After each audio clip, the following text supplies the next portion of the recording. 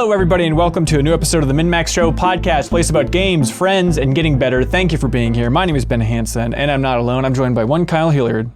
Hello, I'm here. I'm joined by Jacob Geller. Hello, I'm also here. And I'm joined by Imran Khan, friend of the show. Hello, I'm finally back. Finally back.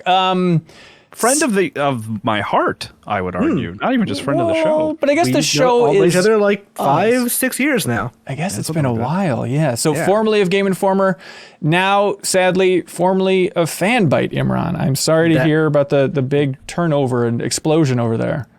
Yeah, it was. It caught us all a little off guard. Like, I'm not gonna say I didn't see it coming a little bit, right? But I assumed we'd have a couple more months to, really either turn that side around or at least like put out the best stuff we could put out in like a couple of months. But yeah, very much kind of went off guard to suddenly lose 15 of our 22 people at on a random Thursday morning, or for me, because I was in Japan sleeping at the time, a random Thursday night. Rough, man. Yeah. Sucks. Brutal. I definitely want to unpack all that stuff, and we got some community questions about it, believe it or not. But yeah, it was a bizarre perspective to be. I was at a preview event in San Francisco for Mario and Rabbids Sparks of Hope.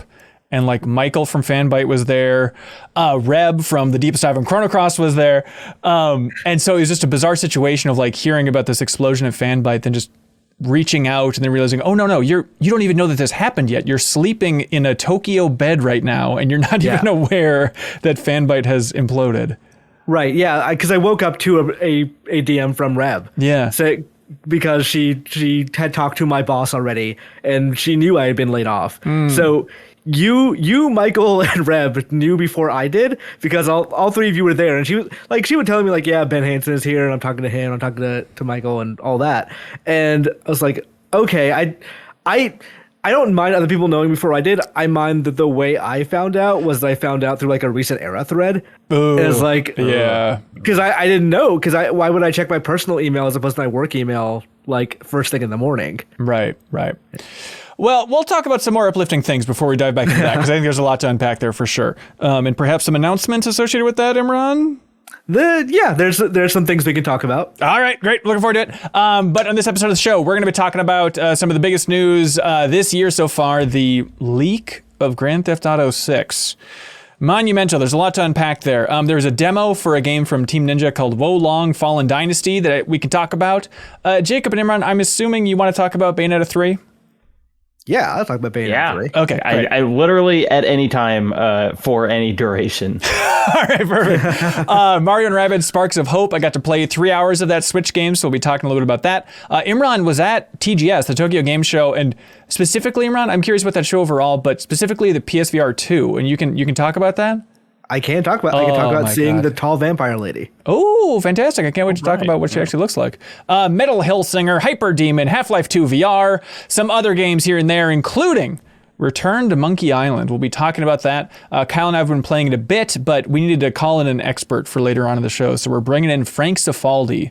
Now, don't be confused. Frank Cifaldi is not Kelsey Lewin, but separate co-directors of the Video Game History Foundation. Together, they form the great brain trust over there. So we'll be joined by Kelsey's coworker to talk about Monkey Island, because he's a very learned person. Kyle, how would you put that? He's smart about Monkey Island.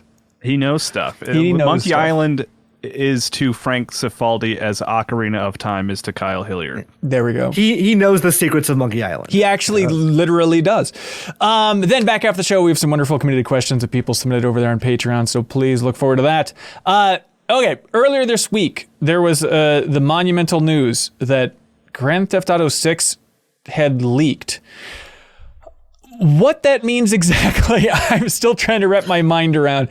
Imran, you're a news hound. How would you explain exactly what happened here? So, I wouldn't leak as an implication. Like, this is theft. This was somebody using social engineering to get into a Slack and take a bunch of assets that were just like posted on the Slack, because people are obviously collaboratively working together. Right. And take what I guess was the source code of the game and like manage to get what I think is probably the biggest example short of like the Nintendo or Capcom like Giga Leak ransomware kind of things. Right. Biggest example of asset theft that I've literally ever seen in the industry, especially for what is probably, not even probably, what is the biggest video game currently in development. Oh, yeah. Absolutely. And from one of the tightest companies out there, the fact that this leak can happen. I mean, it's bizarre to think of, Rockstar and Nintendo, two of the tightest companies out there, tightest ships, that the biggest leaks are coming from them. It also reminded me of that thing where all of Half-Life 2 was stolen. Yeah. Oh, because that was another thing where it was like they got the source code. They didn't just get like pictures or videos of it, and that person went to jail. So they went to jail, and not only because they made a deal with Valve to like, okay, I will show up like at this airport, I think, and like you guys will pay me money or whatever.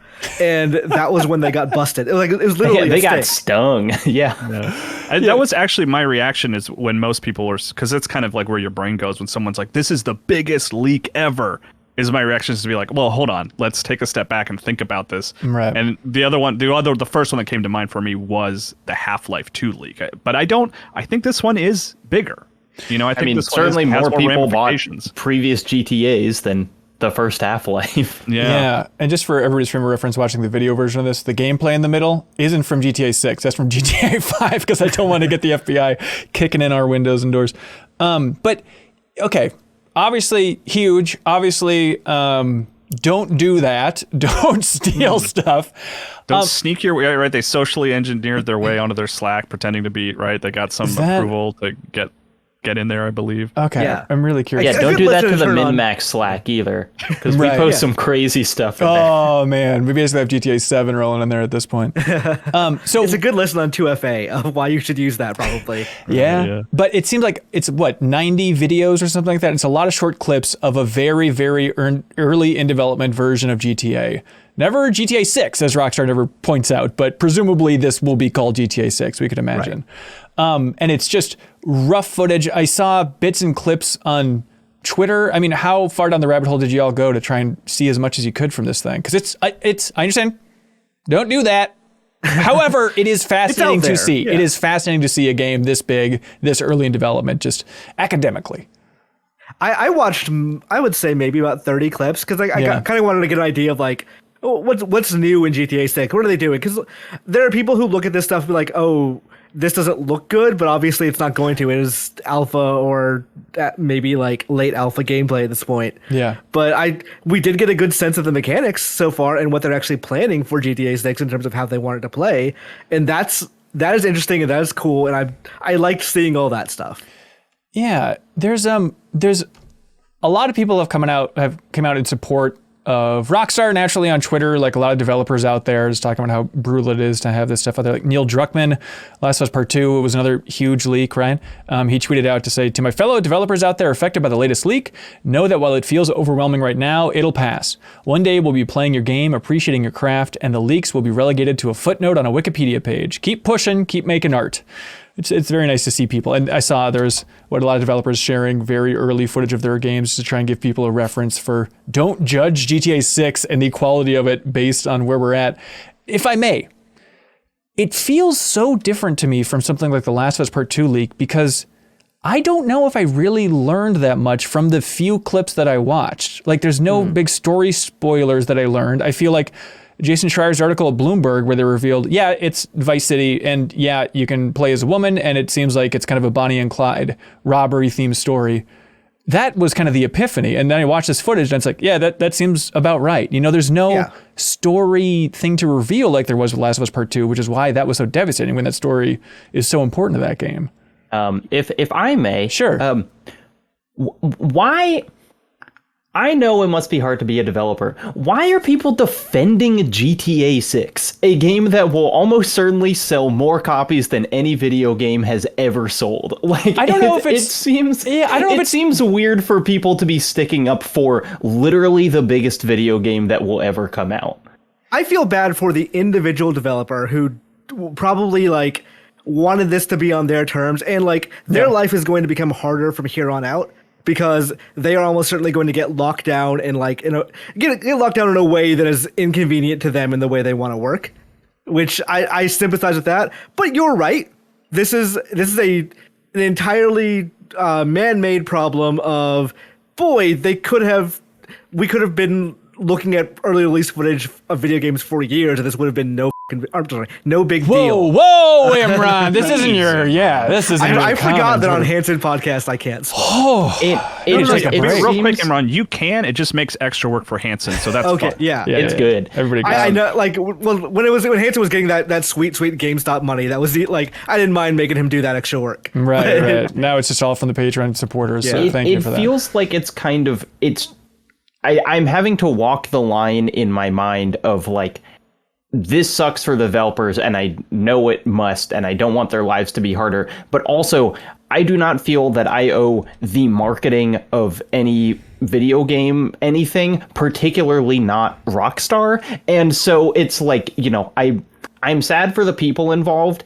For the game to be unveiled on its own terms, to me, is kind of a meaningless statement. Like the idea that it would be somehow ethically better if I watched a trailer for this rather than seeing the leaks, it is just not a stance that really makes sense to me. I mean, we created a culture around this, around the preview culture, essentially, of things should be revealed in a way that best benefits their marketing, in a way that best benefits the pre-order cycle. And I think that's why people are looking at this as if it's a tragedy, as opposed to oh, that's neat. I think this is not gonna. If it should happen to any game, it's good that it happened to Grand Theft Auto, where it literally does not matter ever. That thing will get revealed again in a year or 2 years, and the pre-orders will still go completely wild. It'll still sell 135 million copies at the end of the day. Yeah. It's not a big deal for that game, but also I think it's a good chance for us to actually sit there and say, yeah, we should be talking more about pre-release games and how they're shown. I think EA has been doing a fantastic... Yes. It's hard for me to praise EA for doing a good job. No, but they're EA doing is it. doing a great job with Dead Space and Skate, and saying this is what games look like when they're being made. It's fine. This is not what it's going to look like when you're playing it. Just deal with the fact that not everything, when Marvel shoots a movie, it doesn't look like how it looks in the theater. It looks like people walking around on a green screen set and slashing at nothing. Yeah. This is what video games are like too. And I think it's going to be really telling. I mean, 2 years from now, if EA is going to keep up that strategy with some of their games, or if, hopefully they're getting enough credit for being this transparent about Dead Space's remake and Skate that they can keep this rolling. But I guess I don't have a sense of how brutal the internet is being about Dead Space and Skate. Even with GTA, I see everybody on Twitter being like, oh, those idiots online need to shut up. The game's going to look better than this. I just always feel like, where are you seeing these idiots? Where are you just going to the depths of Reddit to see stupid comments about this game isn't done? Really, it feels like, we're all collectively responding to a Reddit thread sorted by controversial, where it's just why would you do that? Right. I love one guy who becomes the Twitter main character of the day. That's the right. Right. I love the trend of developers in response are saying, hey, here's what my games looked like, or here's what Control looked like earlier or whatever. I wish they would do that without some idiot to dunk on. I wish that could just happen without someone being very stupid first that they have to prove wrong. It's my continual frustration with social media of just having the terms defined by the dumbest person in the world. Right. The problem is the terms are defined by publishers who want to cater to the dumbest people in the world, and the dumbest people in the world who are rightfully somewhat protective of their money, but they also have the loudest opinions. And those two things combining lead to a level of discourse that's you have two extremes that are talking to each other as if one is the larger party is victimized, and both feel like they're victimized, and it results in a discourse that is just completely unpenetrable to everyone else. Yeah. Impenetrable. Yeah. Kyle, I assume you had the same reaction as me, where you saw the footage and said, oh, that's further along than I thought. Seems cool. No. Oh, really? I didn't have the further along than I thought. I guess I really watched very little of it, because I actually do, despite what everything you guys are saying, I'm kind of I just would rather see that finalized, very good Rockstar trailer knocking it out of the park without any spoilers. It feels like a spoiler to me to even know what the protagonist looks like. But Yeah, to me, actually, my reaction was kind of like, oh, this isn't as far along as I thought. Oh, really? No. I mean, it's weird to say. It's just fine. They can take all the time in the world that they want on that game. That's a game that if they release it in 2 years or 5 years, I don't really care. Whereas Zelda, you'd actually march to Anuma's house. No, I'd take your time. If they announced tomorrow that Zelda was delayed like another 2 years, I'd be like, that's fine. Like, just make it good. What's your limit then, Kyle? I mean, if GTA 5 was 2013, what do you think? 20 years between entries, and you're happy for the developers? I just would rather it be good, man. I don't know. Like, it's not. I have so much stuff to play. I'm not hurting for a GTA right now. I like those being as big monumental events, the new Rockstar game. Right. There are people though that like only play like those big tentpole games, and they're like, why is it taking so long to play to get GTA come out or get GTA to come out? Because like they don't think about video games as a thing made by people, and they like for them it is. I play one game a year. It takes forever for these things to come out. You and I, we're former media, current media. We play everything. Honestly, Tears of the Kingdom, probably my most anticipated game right now. If they announced tomorrow, we're actually delaying another 3 months, I'd be like, okay, I probably wouldn't have noticed anyway. Yeah. Well, hey, GTA 6, everybody, just please do what Jacob Geller's asking. Just pre-order it when that option goes up, and really, let's help promote these folks, please. But it's a fascinating saga. We need to protect the Rockstar. Hauser needs your money. Hey, so Wo Long Fallen Dynasty, it's confusing. This game was announced during an Xbox show a while ago. This is a Team Ninja joint. Then with the last day to play, they announced another game from Team Ninja, which was Rise of the Ronin, that's coming 2024, that I believe is PlayStation exclusive. Sony is funding it and helping to work on it, so I believe so, yeah. Okay, and then now the demo has been released for Wo Long Fallen Dynasty, which is technically multi-platform, and this is Team Ninja's game for 2023. I need help sorting through these, because one is ancient China, one's ancient Japan, got it, but are they both very Neo/Souls inspired, or is one feeling a little bit more in a certain direction than the other? Because this one has Bloodborne's producer working on it, apparently, which... This one is incredibly Neo. So if one is not Neo, then it's the other one, because Wo Long feels like playing Neo.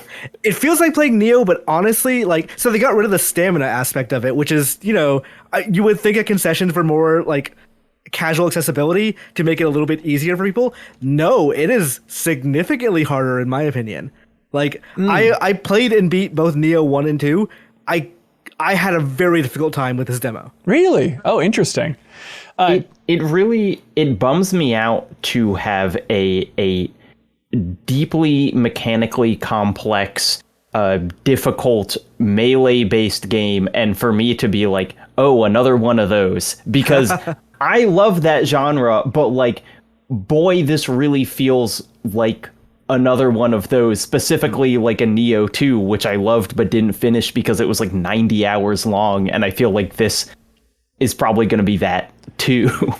Yeah, it does feel like they've decided that Neo is their own Souls, which is reasonable because that is a successful game that is very Souls-like. And this, I would say this is what their Sekiro of a Souls would be like. But okay. It almost kind of misses the point a little bit. It's not bad in any way, but they're leaning so hard into the massacre. Literally the PR for this game says it is a massacre title. That's the word they use. Massacre? Massacre, masochism? I missed that. I get it. It makes sense, but I didn't realize that was a new term that we're throwing around now. Everyone's saying it's a term just nip it in the bud. Yeah, no more. Masochist hardcore, right? Yes. Is okay. I like Souls-like better. I guess they're trying to apply their own branding to, or just not even their branding, but it is what they've done with this one is they've made enemies a lot more aggressive than they were in Neo, where they were already pretty aggressive, and they've shortened the parry window by significant amounts. So if you were someone who is very good at parrying in Neo, which could be a broken thing if you are good at that, that doesn't work as well here. You have to be on point to get anywhere with that mechanic in this game. And honestly, I have a very difficult time just dodging and hitting, which is like also my soul's bread and butter of just backing off and waiting for my opportunity. This one is so much harder about that, which maybe this is like them balancing that, putting out this demo, seeing how people feel about it, and then adjusting those windows as time goes on. But wow, when this game comes out, I legitimately don't know if I'm going to have the patience to play it.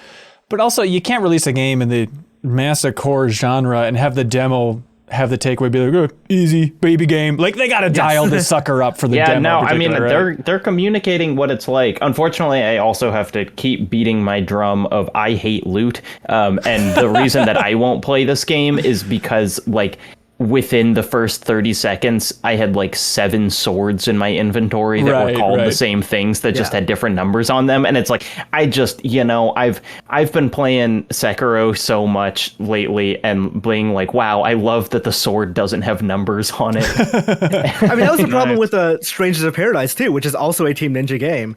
That I think that game is actually really good. I don't like picking up a new shirt every 3 seconds. Yeah, that was ridiculous. And then like having to go through the menu and like putting it on, like auto-equipping or whatever. Even auto-equipping is not fast enough because I keep doing the stuff. So the end result is I just don't do it and I don't engage the system anymore, except for like brief moments between every level. And I don't think that's what they want me to do, but I don't know what they want me to do. It feels like design that's meant for someone who loves micromanaging but also wants to take constant breaks from the action, which doesn't feel compatible with the game they're making. Yeah. Kyle, did you dig the demo? Oh, I didn't play it. I'm sorry. I didn't know I was in that. Monster! I was too busy playing Trombone Champ. Yeah, what is this? Why is the internet losing its mind about Trombone Champ today? Was like Kotaku wrote an article about it or something? Well, last night, I swear everyone was tweeting about it. They were sharing a Kotaku article and a PC Gamer article that were both like really like, this is a Game of the Year contender. And then everyone was sharing those stories being like, I agree with Kotaku and I agree with PC Gamer that this is a Game of the Year contender. And I was like, what is this thing? It looks like Wii Music. Have you seen it? Yeah, I'm looking at a video right now and it seems up my alley, Kyle. Yeah. Can you play some music from it, Ben? Do you have... Oh, yeah. Do you have the... just I think the PC Gamer tweet had I don't know if it was from their account, but they had like a Bach clip. clip. Okay, here we go. Let's see what's in the trailer at least. So, old gray mare. Take Me Out of the Ball Game is another good one. Anything that's like public domain, they have access to. Oh God! But it's if you haven't seen it and you just heard that, imagine a me, like a literal me, on the side of the screen, like flailing with a trombone. And the way the game works is there's like dots coming like from left to right that you have to click in time, and you have to move the mouse up and down. You have to slide to hit the buttons at the same time, and sometimes that means like holding down a button and then like going brrr, and like brrr, and it actually, I haven't played trombone, but it feels right. So hang on. But are people messing with us when they're saying that this is a Game of the Year contender? Is this a joke? No. It's a fun rhythm game, and the thing that's funny about it is like if you're missing the note, your note sounds flat, and you can kind of go up and down, so it makes the music sound very funny. And that's like cool, solid rhythm game mechanic. But then on top, there's a layer on top of it where the game is very funny. Like you unlock these cards that give you details about famous trombone players, and every single like bio shares how many hot dogs they could eat in one sitting. Okay, it's like. And then like all the hints between like songs are just completely made up gibberish about trombones that are all very funny. And then like even like the start screen will change sometimes, where it all of a sudden kind of feels like a horror game, and then you like start playing Take Me Out to the Ball Game, and it's just this goofy weird thing. It's very like, it kind of has like a Rhythm Heaven vibe to it. It's just silly. All right, Trombone Champ, you got me. I'll play it. I like that the title is like, well, guitar is hero, so obviously a trombone would be a champ. Right. Yeah. DJ also heroes. Yeah, I like it. This is perfect. Yeah. It kind of looks. It's just fun and silly. I don't think anyone. I would actually like to see someone play it at a high level. and like do really well. It would be interesting to see, because Through the even if fire you're and the not doing flames that on well, it's trombone. still very funny and silly. I was watching, like, apparently, I don't know if it's a mod or like an option, but there's like a tilt control option. So people just like trying to like tilt control a trombone like up and down is the funniest thing. Yeah, I will say Steam Deck, you have to use the mouse touchpad, which like isn't great. So I switched over to mouse, and you can use the mouse to move up and down. Then you can press any letter key on the keyboard to like initiate the note, and that feels a lot better. Seems great. Trombone Champ. Everybody run, don't walk. I feel bad for not talking about Bayonetta 3 more on this podcast. And they released, what, an 8-minute video? Close to it, showing off even more about this thing. Kyle, start with you. Where do you stand? Why are you asking me? Because I know where Jacob and Imran are at. But I assume, this is the entire theme of the episode, Kyle, is I assume we're on the same page of having a fine time with Bayonetta, but I couldn't tell you a single thing that's popping about Bayonetta. I played 1 and 2 a little bit, never beat them. So I take it away, Imran and Jacob. All right, I finished 2 and I still couldn't tell you much. Bayonetta 3, where are hype levels at for you, Imran? And what'd you learn from this big deep dive they just did? For me, hype levels are like relatively through the roof in that I love Bayonetta. I was one of the first people in the world, I had the shirt to prove it, one of the first people in the world to finish that game on the hardest difficulty. Like, it is... Wait, you got a shirt?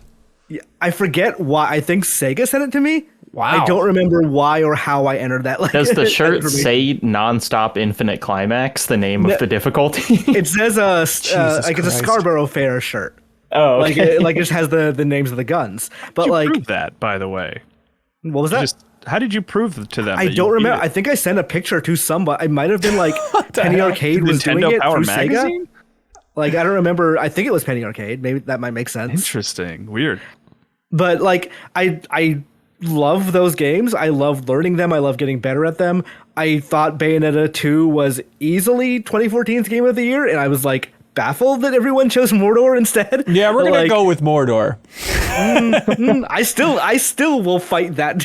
I think it was Bayonetta 2. But like 3 is a lesser height. 3 is like, okay, I don't really know who is like working on this. Is this like Right. still Kamiya? I know Hashimoto has left, so like, And he was the director like, of 2? he was director of 2. Okay. Like this, when I see this game, I'm like, cool, that is Bayonetta. I bet this game is going to be fun. But it's a lot of just me going like, I bet this game is going to be fun because the previous 2 games were fun. What they've shown so far has been like, nothing has leapt out at me as this is extremely interesting. This is like the next step forward for action games or whatever. Yeah. But I also don't really know what the next step forward for action games is going to be. I love DMC5 as an example. DMC5 was just a very good one of those. Right. It was not like, it did not move it forward like I wished Itsuno and I know the Capcom team can do. And I'm kind of getting that same vibe from Bayonetta 3 of, okay, they added a new character. They added Viola, I think her name is. Like, they added a new character. Bayo has some couple of new moves. That new monster thing is clearly like the skeletal remains of Scalebound that they put into this game. Oh, like, interesting. All this stuff is going to be interesting. It is probably going to be fun. But like, they announced Bayonetta 3 2017. I remember because I was covering the Game Awards at Game Informer, and I was like, I need to write about this right now. I'm going to get online. I'm going to write about this. And it's been 5 years since then. And this doesn't feel like the game I was waiting 5 years for. I don't know what the game that is. Yeah. And I haven't Probably played it yet. something with a Nemesis system, Imran. Maybe it was Shadows of Bayo. Like, maybe I was waiting. Like, Yeah, but honestly, if they put the Nemesis system in another game, I'd be like, all right, we've done this before. I don't need this again. Well, But I don't know what I want from this game, and again, I have not played it. Maybe it will just completely blow my socks off. Well, maybe the hook seems to be the kaiju, right? You're going to be fighting big Yes. monsters. Is that enough for you, Jacob? Yeah, I mean, I think it's weird when we watched that Nintendo Direct that had, I would say, a bad trailer for Bayonetta 3, where they were like, the first one, she was fighting for Jean, and now she's fighting for her, and now she's fighting for the world. And it's like, no one cares about the story of the Bayonetta games. And then that deep dive is like, guess what? You control kaiju in this game in a way that seems not, because they first showed that in a trailer a year ago or whatever, when they were kind of like, this game is actually coming out. And I was a little worried because the idea of controlling a big, clunky Godzilla is kind of not what the Bayonetta combat usually is, which is very fast and acrobatic and flippy. But in this new Deepest Dive, they showed kind of more... It was just a deep dive, please. Excuse me. No, we'll do the deepest. Moderately deep dive. Right? That's right. They showed more of like what the combat actually looks like when you are summoning these things, and it's really cool because it's not that Bayonetta becomes Godzilla, it's that like she is still running around on the battlefield at the same time as there's a Godzilla, and you're kind of both doing moves in conjunction, and so she kind of remains vulnerable. So I agree with Imran in that it doesn't quite look like a quantum leap, and not the game, just the idea of a quantum leap. Right. And Platinum has kind of been in their flop era for the past couple of years, but like it's gonna be fun. If they screw this up, it's like a huge fumbled ball, just because like the fundamentals of Bayonetta are so fun that you would really have to veer off in some bad direction to make it great. Yeah. October 28th. I think it's coming out soon. So everybody, get ready for it. I'm still struck by that idea of, they announced Project GG from Platinum, which also seems like it's about kaiju, so it's weird to have two games that are about big scary monsters. Oh, you see, Kami is a nerd. Oh, I see. So like he wants to make that Ultraman game he's always wanted to make. So they're just gonna do it on their own. But like again, I like Jacob said, it's Bayonetta in conjunction with the big monster on the side, which was literally the premise of Scalebound. Right. So I do think they're just reusing that work. Yeah. Thematically, at least. Yeah. That's cool. I'm excited to hear you all talk about Bayonetta 3. I don't know if I can get into it, but I'll give it a whirl probably at some point. Some game that I did give a whirl to was Mario & Rabbids Sparks of Hope, coming out damn close to Bayonetta 3. It's coming out October 20th. Went out to San Francisco for a big preview event. I was very flattered to be included with that, not as part of Game Informer, but just little MinnMax going out there, so that was fun. We got to play 3 hours of this, the sequel to Old Kingdom Battle, which, Kyle, I assume you and I are on the same page of going in a little skeptical and then playing Kingdom Battle and being like, this is good. This is a lot better than I thought it was going to be.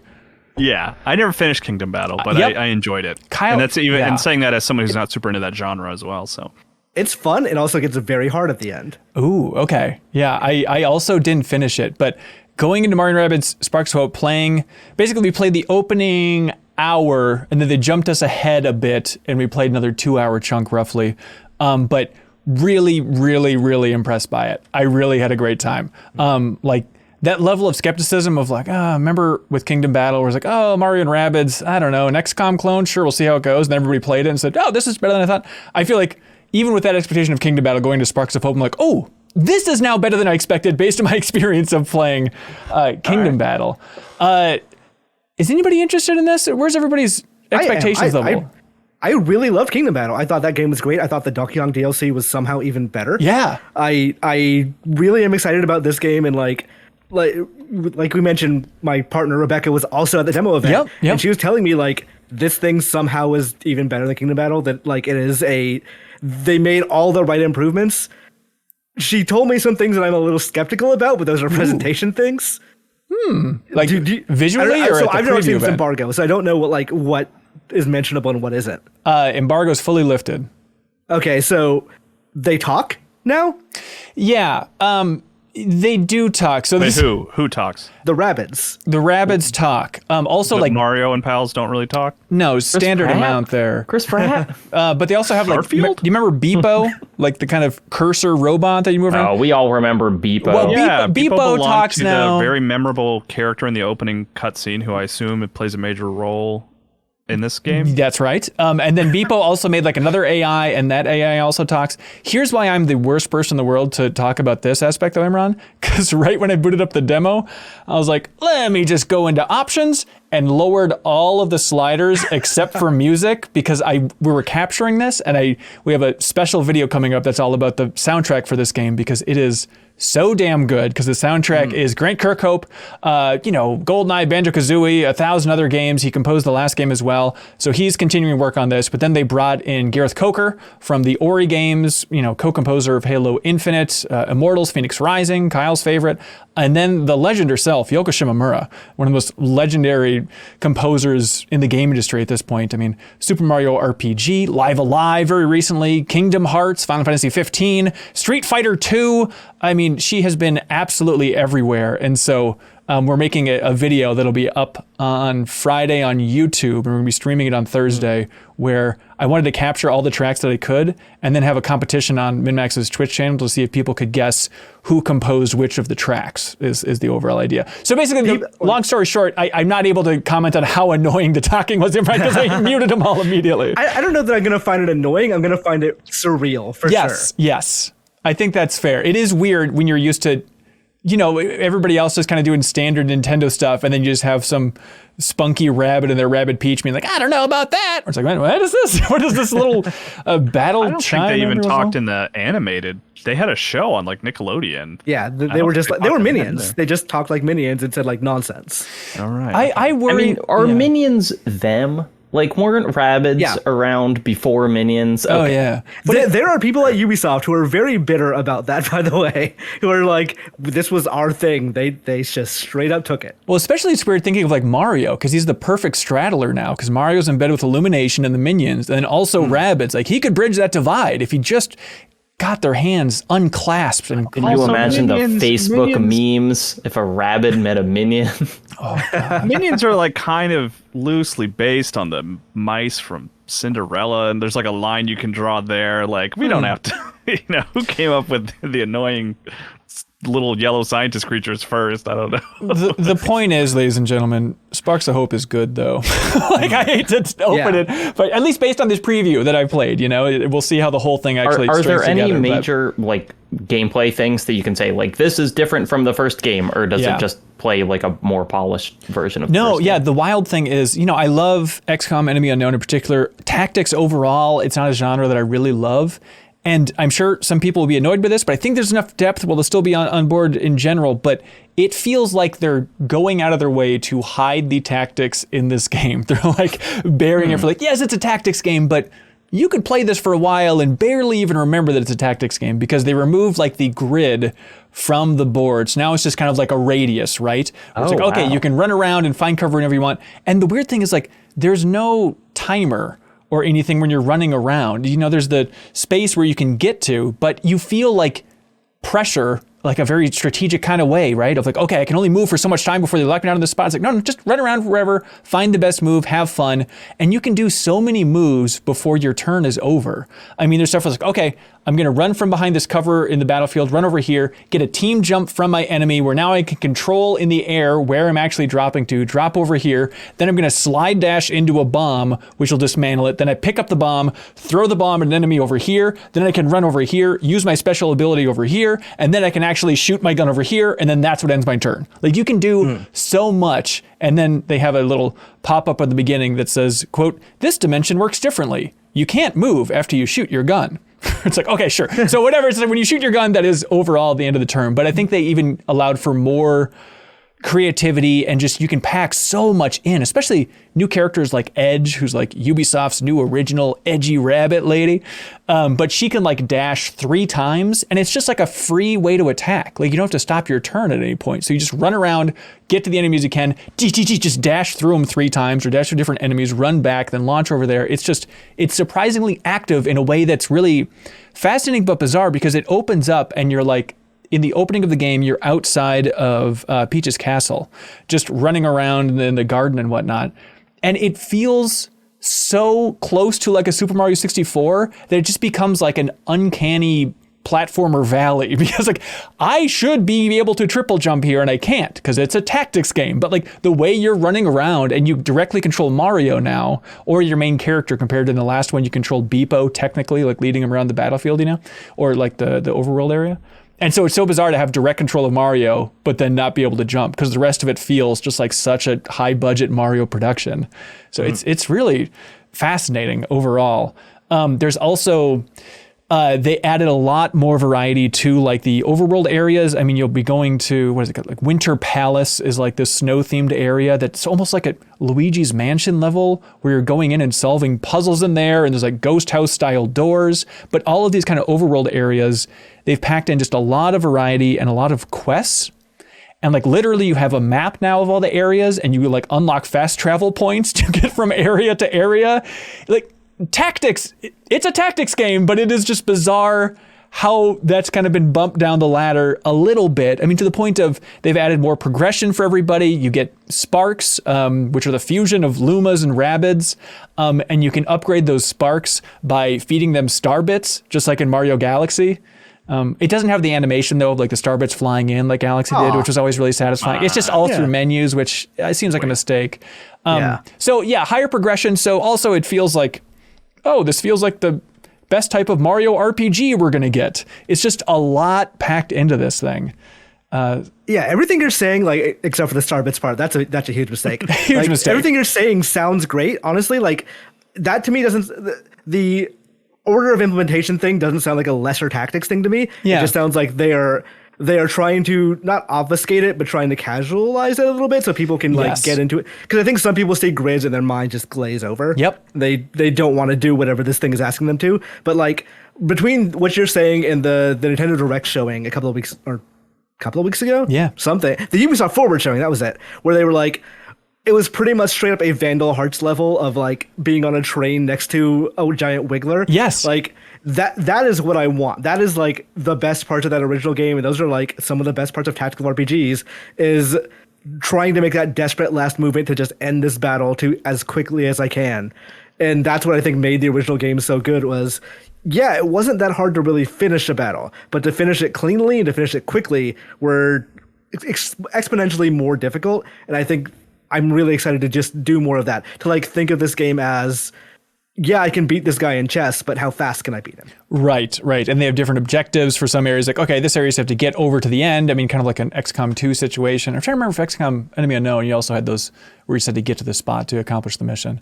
I'm curious to see from like the tactics hardcore community how they approach this thing, if they can break it wide open. I feel like they've added enough complexity in the tactics that I don't think you're going to be turned off. It's not simplifying it, it's just adding so many other elements and like raising all the levels from the other stuff in this game that hopefully it'll approach and, you know, engage a bigger audience. But they said in this presentation that 10 million players have checked out Kingdom Battle. Which I was trying to remember. It got cheap for a long time. Like, it got cheap fast. And did they have like a free weekend or something? I feel like there's some catch to that. Almost certainly. I'm sure there was like a Switch Online. One game with Mario in it that dropped below $60 at any point. Yeah, for sure. But yeah, I mean, I feel like Ubisoft, they've had a rough couple of years, and I don't know how I feel about their future, but it feels like a beacon of light, a spark of hope, dare I say, for like Ubisoft development, where it just feels like, okay, here's something I can really sink my teeth into from them. I can definitely tell you, like, this is actually different people from the Ubisoft people I was talking about before. There are people at Ubisoft who are like, we really need Spark of Hope to hit well, because we want a win before Skull and Bones comes out. Yeah, yep, makes sense, for sure. They should put the Rabbids in Skull and Bones. They should put Rayman in Skull and Bones. That was the win that Sparks of Hope like got in that last Ubisoft Forward. They should just apply it forward to other games. Yeah, we didn't talk about it on the podcast, but yeah, for the future DLC for Sparks of Hope, Rayman's going to be coming in, which is going to be cool to see Mario and Rayman interact that way. The game whose name I can't remember, that it was a sword fighting game with the different eras, like Vikings versus Samurai. Well, who can forget? Honor. Yeah, For Honor. Yeah. Yes. They put Rabbids in that. So. Oh, that is right. God, I that forgot game is about still that. going. They're still making updates. That's not a bit? They did that? They really did that. I think it was an April Fool's Day thing, but it was like a playable thing where they were in there. Oh my gosh. Little bullet point too. There's no multiplayer this time around in Mario and Rabbids. Last time it was like I didn't realize there's multiplayer in the first one. Yep, I forgot about it as well. But going back and playing it on the flight back, I was like, oh, geez, yeah, I guess there's multiplayer in here. So yeah, no multiplayer this time around. But yeah, I'm curious to see how this thing lands. But I'm very optimistic about it. So it's coming out October 20th. Imran, you went to Tokyo, for God's sake, the Tokyo Game Show. We talked a lot about Like a Dragon before, Street Fighter 6 a little bit before. What do you think was like game of the show over there? For me, so before I do any of this, I want to say Please. Sega flew me to Tokyo. So keep that in mind when you listen to me talk about any of this stuff. Okay. But my game of the show was probably Street Fighter 6. I think every single time I play that game, it is my game of the show. It is better and better every time. Like, they are working on the builds, they are working on the character. It just feels so good to play. I am far from a fighting game scientist. I'm not even someone who really plays fighting games that obsessively, but like, I know the difference between what feels good and what doesn't. And Street Fighter 6 feels so much better than 5. It feels like an entirely different game. I can't in a year, like next year has like Starfield, it has Zelda, it has so much stuff just jam packed into its scheduled calendar year. Yeah. I think there's a legitimate chance that like people might be talking about Street Fighter 6 as game of the year next year. Jesus, red hot. Wow. That last trailer, that World Tour trailer, that was awesome. Like that tease early on of seeing a character run around some sort of back alley overworld style thing, and people are wondering like, is this going to be like Yakuza? Like, what is happening in between this here? Yeah. It is going to need more rain, though, if it wants to compete with Tekken 8. Yeah. Yeah, can we get some reloading muscles? Yeah, come on. They're not even trying. But yeah, that World Tour, Imran, did you get to check that out at all? I didn't get to check that out. I did talk to the directors Nakayama and the producer Matsumoto about that a little bit. Yeah. And they said that their main aim with the single player is, yeah, we could do the animated movie thing again. People didn't really like that last time, but like it's easier, quote unquote, or not to quote them.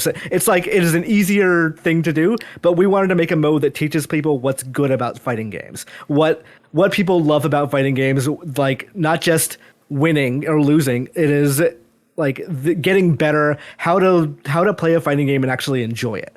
And I think that is a very smart idea. I really can't wait to see how they pull it off. Yeah, but I've heard so many developers say that before about fighting games, where that just means like really thorough tutorials. Whereas this is like, oh no, you're running around in a world and fighting the original crew from Street Fighter 2. And so it feels like it's going to be in a more fun package, a more silly package even.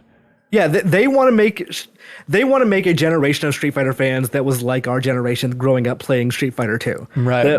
Like the first time you see, oh wow, this is something I've never really seen before. You can't really have that moment again with a Street Fighter 6, but you can create a new group of people that are like, oh, I see why people like this. I see why like people watch Evo and they get hyped watching IDOM like pull a run through the loser or through the losers bracket. Like this is, I've only played like bits and pieces of this demo. Just like I've not really ever sat down and really like. I would not call it labbing in any sense, but I would say everything I've played has been so fantastic that when this game comes out, I want to become one of those Street Fighter sickos. I want to be one of those people that like understands the difference between the frame data of Ken's Shoryuken and Ryu's Shoryuken. That's like amazing. This is like you're getting a lab coat shipped to you from Amazon right now. Yeah, almost certainly. I'm gonna get either a lab coat or a straight jacket. Either one is like how I feel about this game at this point. Jesus Christ. All right. Street Fighter 6, everybody. Did you get to play the PSVR2? Yes. I mean, that's huge. What a get. Thank you for being on our podcast to talk about it. Yeah, I played it with Resident Evil Village with the VR mode. Okay. All right. Yeah, I forgot that they're adding that to it. Okay, so PSVR2, the whole next generation thing. How's it feel? How's it feel to slide that sucker on your head? So I have a couple of VR headsets, including the PSVR on the Oculus and the Oculus Quest. And like, I'd say the PSVR, the original, is probably the most comfortable one of the ones I own. It's not like the technologically best one, but they know comfort. They know how to make like ergonomically that thing fits right. It feels good on like your head. Doesn't feel like it's weighing you down. This feels like 10 times more comfortable. Like it genuinely feels like, oh, they spent time making sure this thing feels better than the Quest to wear. It is still a wired headset, which is I think might be a deal breaker for some people, but it is like so many fewer wires now. It is previously you had like 3 wires coming like with a headset and like all that stuff and going to a breakout box. That breakout box went through the PS5 or PS4. That was a huge cumbersome process that was annoying. This one's just one USB-C cable from the headset to the console, and that's it. That's and nice. Like, yeah, you can use whatever length cable I assume you want, so you can stand up and move around. It's not going to be that big a problem. But like in terms of you put this thing on, they made it intentionally so you can see outside from it now. So it's not like completely weird. blocking your vision. You can like you're not gonna like trip over your cat while you're playing this game. Wasn't the whole idea they had like cameras on the front so you can do that see-through pass? You can do that too. So like that's weird to double up on that. Like a screen door effect of screen door effect is not the right word, but there's an effect of you being able to like kind of get a little bleed from your eyes that it's not actually distracting. It is like actually useful to be able to see, and you can see with like cameras to be able to like look around, and the cameras are actually like useful. They're high enough resolution that like and don't seem to lag behind all that much. Is that pass-through camera in color? I don't recall because I was at Tokyo Game Show in a dark booth. I don't think so from the other previews that I've seen. Okay. How was the big thing was like the headset feedback where they put a rumble in like the visor, which sounds like a very silly idea. Did you feel it? So there's like a part where Lady Dimitrescu, the very tall vampire lady, who they very much encouraged me to like look how tall she is, and like that's their thing. She puts her hand on the side of Ethan Winter's face. Yeah, she puts her hand on the side of Ethan Winter's face, and you can feel it. And like on the side, that's like across, like around like the side of the headset. So like about the size of the headphones here. There were times that like things would go flying past my head, and you could like it would vibrate. There was a part where a window broke and the wind came, and you could feel the wind like coming over your head. What? Yeah, that's it. Like wild. It didn't feel like wind. It felt like a sensation. Yeah, it's like the DualSense, effectively, right? Like, and I imagine eventually it'll get like as rote or as unused as the DualSense features are. Yes, yeah. But like at the time demoing it, it was very cool. That does seem neat. Yeah, I was kind of so they released a new video on Wednesday with their new slogan, PSVR2, feel a new reel. So if anybody's interested in feeling a new reel, check it out, please. But I was a little bit worried when they're running through the features, and like the third feature that they highlight in the trailer is foveated rendering. I was like, okay, we're at a point where who's like on the fence, and they see, wait a minute, foveated rendering, sign me up.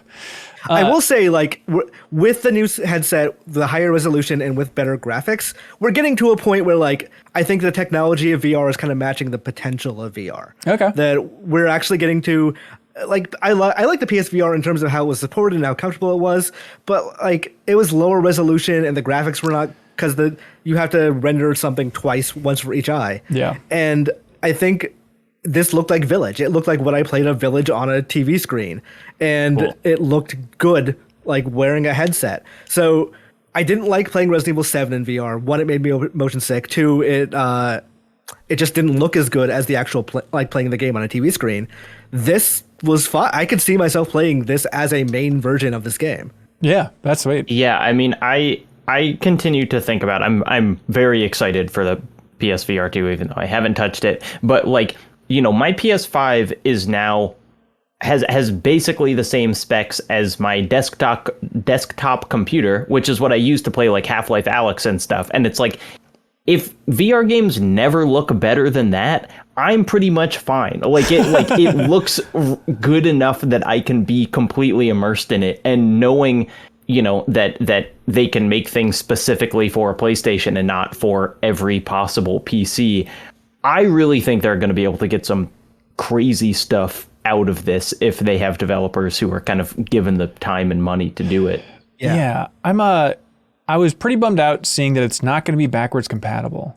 Yeah. That's surprising. And I know this is very niche, but I feel like there's so many PSVR games where I borrowed a PSVR a couple times and played a couple of games, but there's still a handful that I never went back to. And now that idea that, I understand it's a technological hurdle, but I feel like when you're dealing in the VR space, you need to have as much software as you possibly can. You really need to support the hell out of this thing. And it's such a weird decision. What other than Astrobot would you really want to play from last gen? Well, there's Iron Man. I never played Iron Man. Oh, that's Iron a good Man's one. a good example. Yeah. I was going to say Monster of the Deep as a joke, the Final Fantasy 15 fishing game. So this is genuine. And also, real quick, not a joke, Resident Evil 7. Yeah. Like, I would say Hitman. Yeah. Hitman is like a surprisingly good VR. Like, they could update all this stuff. Like, the new technology that they're using in PSVR 2 is more similar to VR headsets like the Rift and the Quest in terms of like the way the tech works. Yeah. That it is very easy to port all that stuff now from like hypothetically, let's say Half-Life Alyx, from the Vive to the PSVR2. So if those companies that are still around want to like update those things, it shouldn't be that difficult.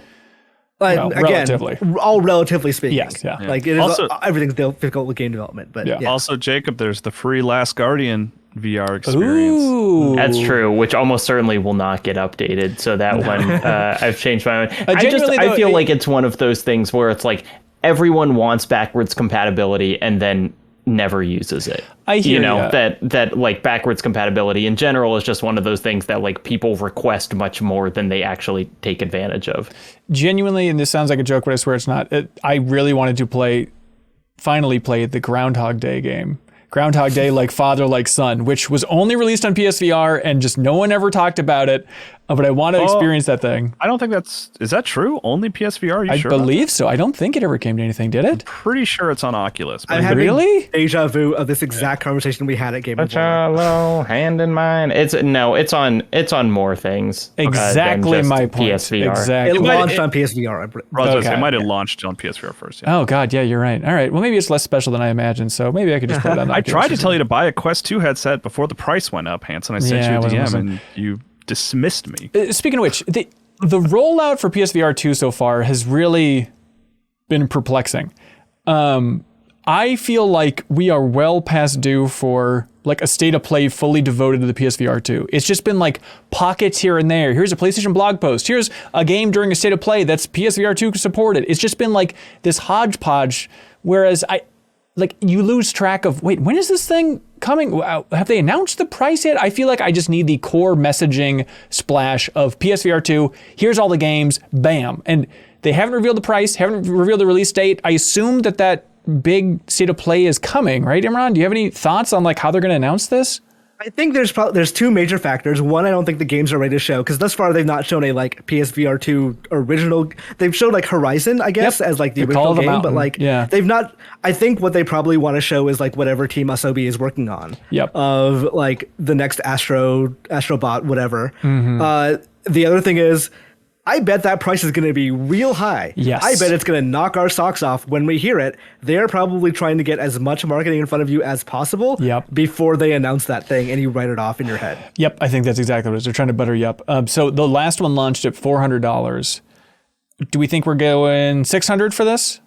I think I have seen people suggest, like people who would know, people suggest that like the bill of materials in this thing could warrant a $700 price. People are going to lose their minds. That's the cost of a PlayStation. Yeah, I mean, 3, if game. it's above 500, I feel like people. I mean, no matter what price it is, people are going to be mad. I was thinking 500 is like the upper cap on this. I think thing. they take a loss, just like sell it at like 500. Yeah, boy, who knows? But yeah, we'll see. That index is pretty successful, right? At like 1,000. Is it? I don't know. know. I really don't know anyone with an index. Well, you know one person, but okay. I have an index, but it's not they me sent to it be to me, clear.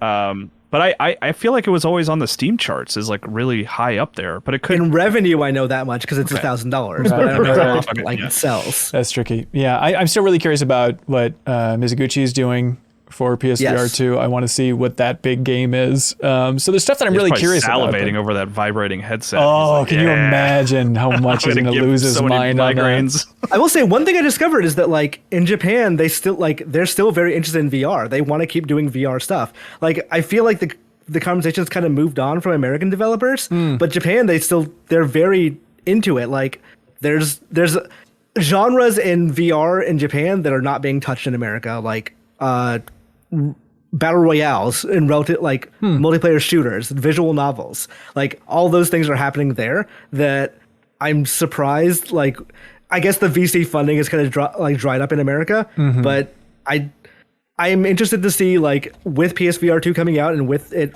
most likely going to be at least a mainstream success on the scale of PSVR 1. Yeah. I want to see if like maybe they can bring some of that momentum back. Another game, saying visual novels just reminded me of it. Another game that I want to play in the old PSVR library is the Penn and Teller game. where it's Penn and Teller VR, frankly unfair, unkind, unnecessary, and underhanded, where one of the modes in that game is you just play as Penn Jillette sitting in a room, slowly turning the pages and reading all of Moby Dick. They just like modeled all of Moby Dick in VR, which sounds cool. There's also, I think, Durasane. That's PSVR, Oh, right? yeah. That's The basically Miyazaki a point game. and click. Yeah. I think about that game a surprising amount, actually. I'll think about it every couple of months and be like, why am I thinking about that game? I think it's because, Kyle, this sounds like a diss, and I'm not trying to make it seem like a diss, because you and I are on the same page about basically everything. But I think you like feeling like that little bit of like, I've played a From Software game that other people haven't. And you kind of like that little high and mightiness of it. There's a little bit of that for sure, Yeah. but I also have like, because it's VR, I have weird like vivid memories of the sort of, because you just spend so much time walking around the school, and I was like, man, I really felt like I was hanging out in that school for a while. Hey, Metal Hellsinger is a game that came out recently. This is the kind of, it's basically 2016's Doom, but with a musical bent to it. From The Outsiders is the name of the developer, and then published by Funcom. But Jacob, this seemed up your alley based on the demo, and how does the whole thing land for you now? Indeed, it is up my alley. Okay. It's funny. There is another game that came out last year, maybe, called BPM, Bullets Per Minute, that is exactly the same concept of a first-person shooter with a metal soundtrack where you do things in time with the music. I brought this up to the developers. They were not happy about the comparison. They're just like, I'm sure- sometimes games ideas are just like the same. Right. Sometimes it happens. Yeah, but this is better than BPM. You know, to compare the games they don't want compared.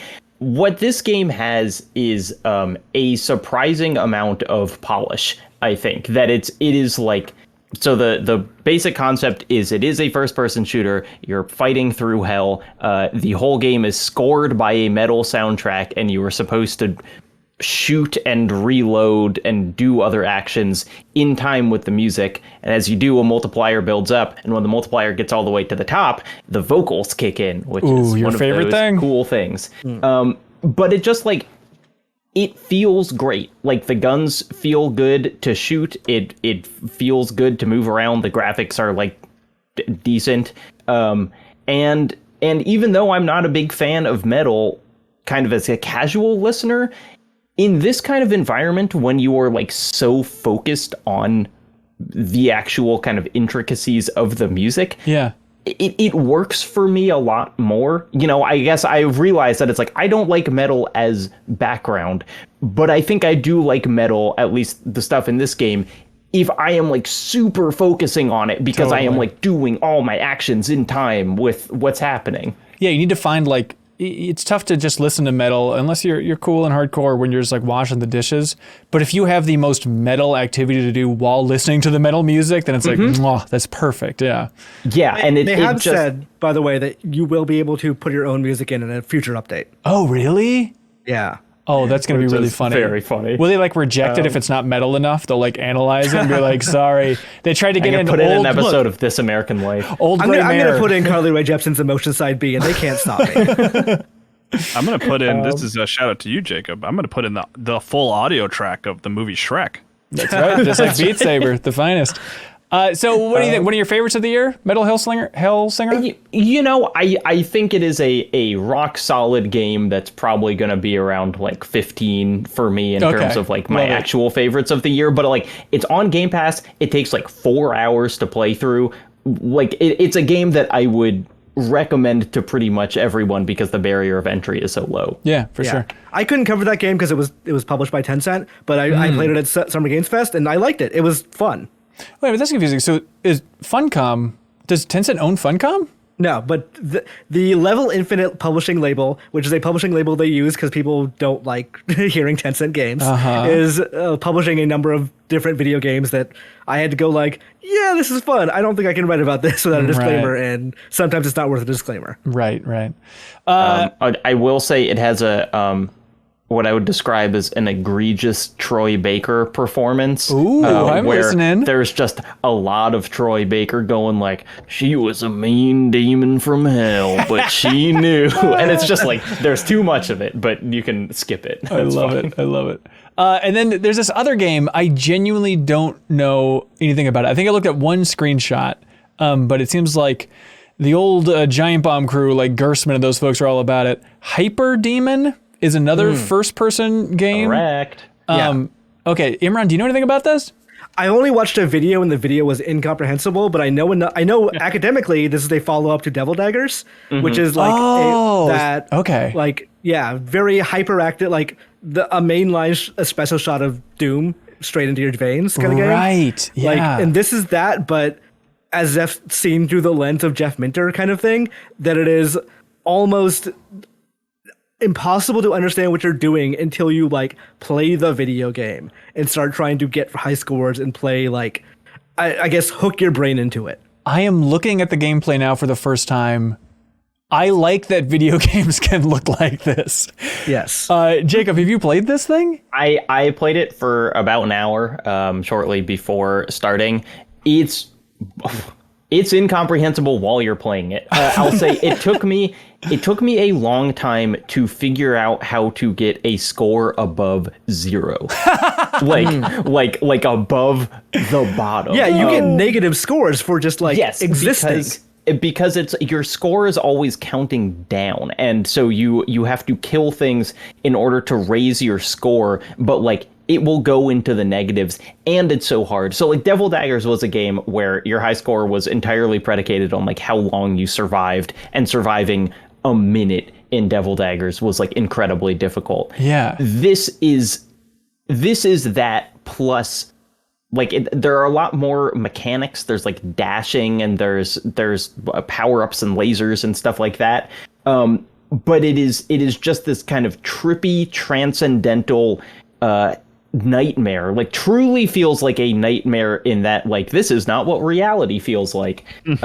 Where you learn to do things really fast, and the different enemies have kind of different ways of killing them that can combine with each other in cool ways. But the reason that I'm going to keep playing this is what I realized when I got a score above 0, which is that like 0 currently is like number 4,400 on the leaderboard, because my guess is thousands and thousands of people have the score 0. But when you get above that, it shows your name ticking up like through a roulette wheel of every other high score that exists. And so when I went from like 0 points to like 8 points and then died, my name went up like 300 names. Ooh. And then I got to like 30 points and my name went up like 1,000 names. And so now I'm ranked like, 1,900 out of however many people have played. So it's like, it's really intent on high score chasing in comparison with everyone else who is playing the game, which is just this like really cool way of experiencing it. Is it fun? Yeah, it's fun in exactly the same way as Devil Daggers is fun. So it is like, just a concentrated burst of adrenaline. It is the purest form of FPS. If you like Devil Daggers, you'll probably like this. You should at least look up a trailer for Hyper Demon here, because it is truly bananas. All right, Hyper Demon, everybody. Kyle, you were excited to learn that there is a new fan-made but Valve-sanctioned, that fun slice of the industry, VR mod for Half-Life 2? Yeah.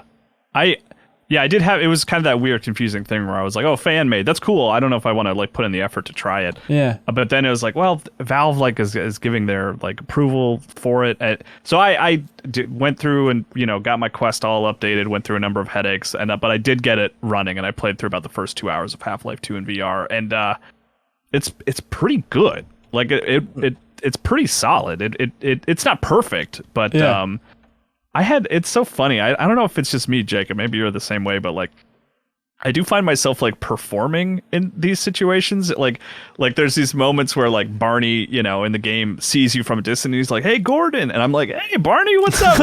Waving to him and you're transporting Alex using like portals or whatever they call that technology in Half-Life 2, and her dad's like, "Oh, I can't look." And I'm like holding my hands up over my eyes. And, like, you got to do it. And then you get a gun. And it becomes very serious, and it feels good. It's a good port. It takes some of the lessons from Alex, and like, man, I'm finding that I really love VR experiences that I'm familiar with, like Resident Evil 4 and Half-Life 2. And there was one floating around of a fan-made Metal Gear Solid 1 VR mod. And it was like you were like walking around in the sort of like PS1 pixelated environment. Oh, yeah. And I was like, I want to do that. But yeah, like I'm very familiar with Half-Life 2 in these environments, and to be able to be in VR and sort of look around and look up and see the Citadel, and it's cool. It's a well done mod that's cool, and I think I will end up playing it more. Right on. Yeah, it's interesting because it's like, I think the things that Half-Life 2 was already very good at, VR makes better. And then the things that Half-Life 2 was bad at, VR makes worse. So like swimming around and like climbing up ladders is terrible. But they were also bad in Half-Life 2. So it was like, oh, this is kind of reminiscent. Yeah, like scale in VR is great, and Half-Life 2 has some of the best look at this big thing in the distance of it. Yeah. Right. There are so many things in Half-Life 2 that's like you peek in a door and you see something happening, and then a guard sees you looking and shuts the door, and like doing that in VR just feels so natural, where you're not like, I'm going to move my mouse to look at this door. You're just like, what's happening in there? Right. And then someone shuts the door. And so it feels like all of the things that they're attempting with like total kind of immersion, no cutscenes, whatever, like that just works for VR. And they kind of figured out what a good VR game feels like inadvertently by never taking you out of control of the action. Yeah, that's awesome. Did y'all see that Portal RTX, the Portal with ray tracing video? Also fan-made, I think, and Valve sanctioned, right? Well, is it fan-made, I guess, or is it NVIDIA I thought it was made? fan-made. Maybe I'm getting confused. I think it's just NVIDIA supported it in some way, but maybe it was technically coming from a fan base. But Kyle, I don't know, did that do anything for you to see like a new super sexy version of Portal out there? Yeah, it's exciting. Like when it comes out, I'll check it out. I mean, it's almost like in that weird remake territory, right, where it's like it just is a better made looking everything version shiny. of that game. I'm watching this trailer. Yeah, now. it's super shiny, but yeah, the lighting's all over the place. I mean, in a way, it looks more impressive than like Last of Us Part 1 in some ways, if you just want to see like, pre and post screenshots of what they're doing here. But yeah, I'm curious to see. It's going to be free, apparently, when it eventually comes out. So it's an excuse to replay Portal 1, sure. Yeah. Give me a million of those. Hey, there we go. I'm trying, there's a Lego game I'm trying to find the name of that is like, probably the Builder's Journey. That's what it's called. Oh, yeah. It is the best example of ray tracing I feel like I've ever seen in a video game. That's funny. It's a gorgeous game. It actually shows you how what the technology is in a good digestible way of, okay, it makes this stuff look this much better. Yep. Like this is how sun would look at a Lego brick, a thing I understand. All right, yeah, for sure. All right, we should bring in an expert to talk about Escape from Monkey Island. I'm sorry, please forgive me. Return to Monkey Island. So let's see, this is going to be complicated. Jacob and Imran, do you want to clap out at the same time? But we'll be coming back and gather together for community questions in a bit. So are you ready to make room for somebody else? 3, 2, 1. Oh my God, we are joined today by the co-director of the Video Game History Foundation, but not the one you're used to, Frank Zafaldi. The other Kelsey is here. Yes. Welcome to the show. I don't think you've been on before, have you? I've never been on MinnMax. It's a great source of disappointment in my life. Well, now you're here. You sound offended, frankly. Yeah. Ben, and you should take offense at that. Yeah, well, look, it's not my fault that Ron Gilbert took so long to come back to Monkey Island. If you would have done it years ago, we could have made this whole thing happen. But you seem like a lot of this from Twitter and your passion for history, but you seem maybe like the best person to talk about the miracle that Return to Monkey Island exists in the first place. It's almost like I like his games. It's almost like there's this Maniac Mansion poster, like literally behind me in my office right now, signed by the entire dev team, or like this Monkey Island poster elsewhere in the Video Game History Foundation office. Oh, wait, go back and go down just a little bit. Look at there's something there too. More Monkey Island stuff? That's the photo booth from PAX. Yep. Oh my God. Wait, this is cool. This is a Game Boy camera selfie with me, Kelsey, and Alexei Pashnitov. All right. Okay, that's the best. That's the best. Shut down the internet. Nobody can top that. No, it's not that I have you. Obviously, Secret of Monkey Island. Kyle, probably, I'd imagine we're on the same page where it's like, we're big Tim Schafer fans in particular. We appreciate old adventure games, have played pieces here and there. The only one I finished in terms of the Monkey Island line, please forgive me and cover your ears, Frank, is Escape from Monkey Island. But I've started Secret of Monkey Island 1 and 2 before, and so I have like a deep appreciation for it, but that's my perspective diving into this thing. And Kyle, I assume you're in the same boat? I played them when they remade them for Xbox Live Arcade. Right. That's when I played and enjoyed them, like more than I thought I would, honestly. I kind of went in with expectations of like, these might feel kind of dated, but I was like, oh no, these are very funny and fun, and thank God for the hint system, but yeah, enjoyed them. So I should give my origin story Yeah, here please. then Yes, with these games, right? Which is that the original came out in 1990. I first played it in 1995, and at the time I would have been maybe 13, 14, something like that. And that was the game that woke me up in terms of like, oh, games can actually like say things. They can be funny. They can have character. You know, like I was just playing Nintendo or whatever up until that point, but like The Secret of Monkey Island is the game that sort of warped me and you know, kind of led me on this weird path toward getting into games as a career and I don't know, lifestyle. It feels gross to say. No, we can take that back. Yeah. What's that? I said we can take back games as a lifestyle. It doesn't have to be a dirty thing. Yeah. I don't have to be a capital G gamer. That's right. To be a gamer.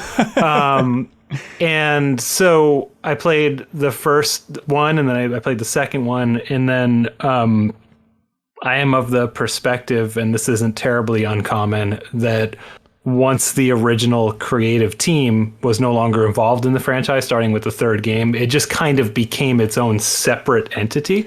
Right. I feel like the first two kind of had something to say, and everything else was, I don't know, it's kind of like when creators leave a comic book or something, right? And like other writers try to pick it up and they weren't quite picking up the same threads that you were as a reader, you know, like that's how I feel about the series. So for me, the first two Monkey Island games are like Monkey Island. The other ones are, you know, they're okay adventure games on their own that I'd probably like a lot more if they weren't Monkey Island. Let's put it that way. Yeah.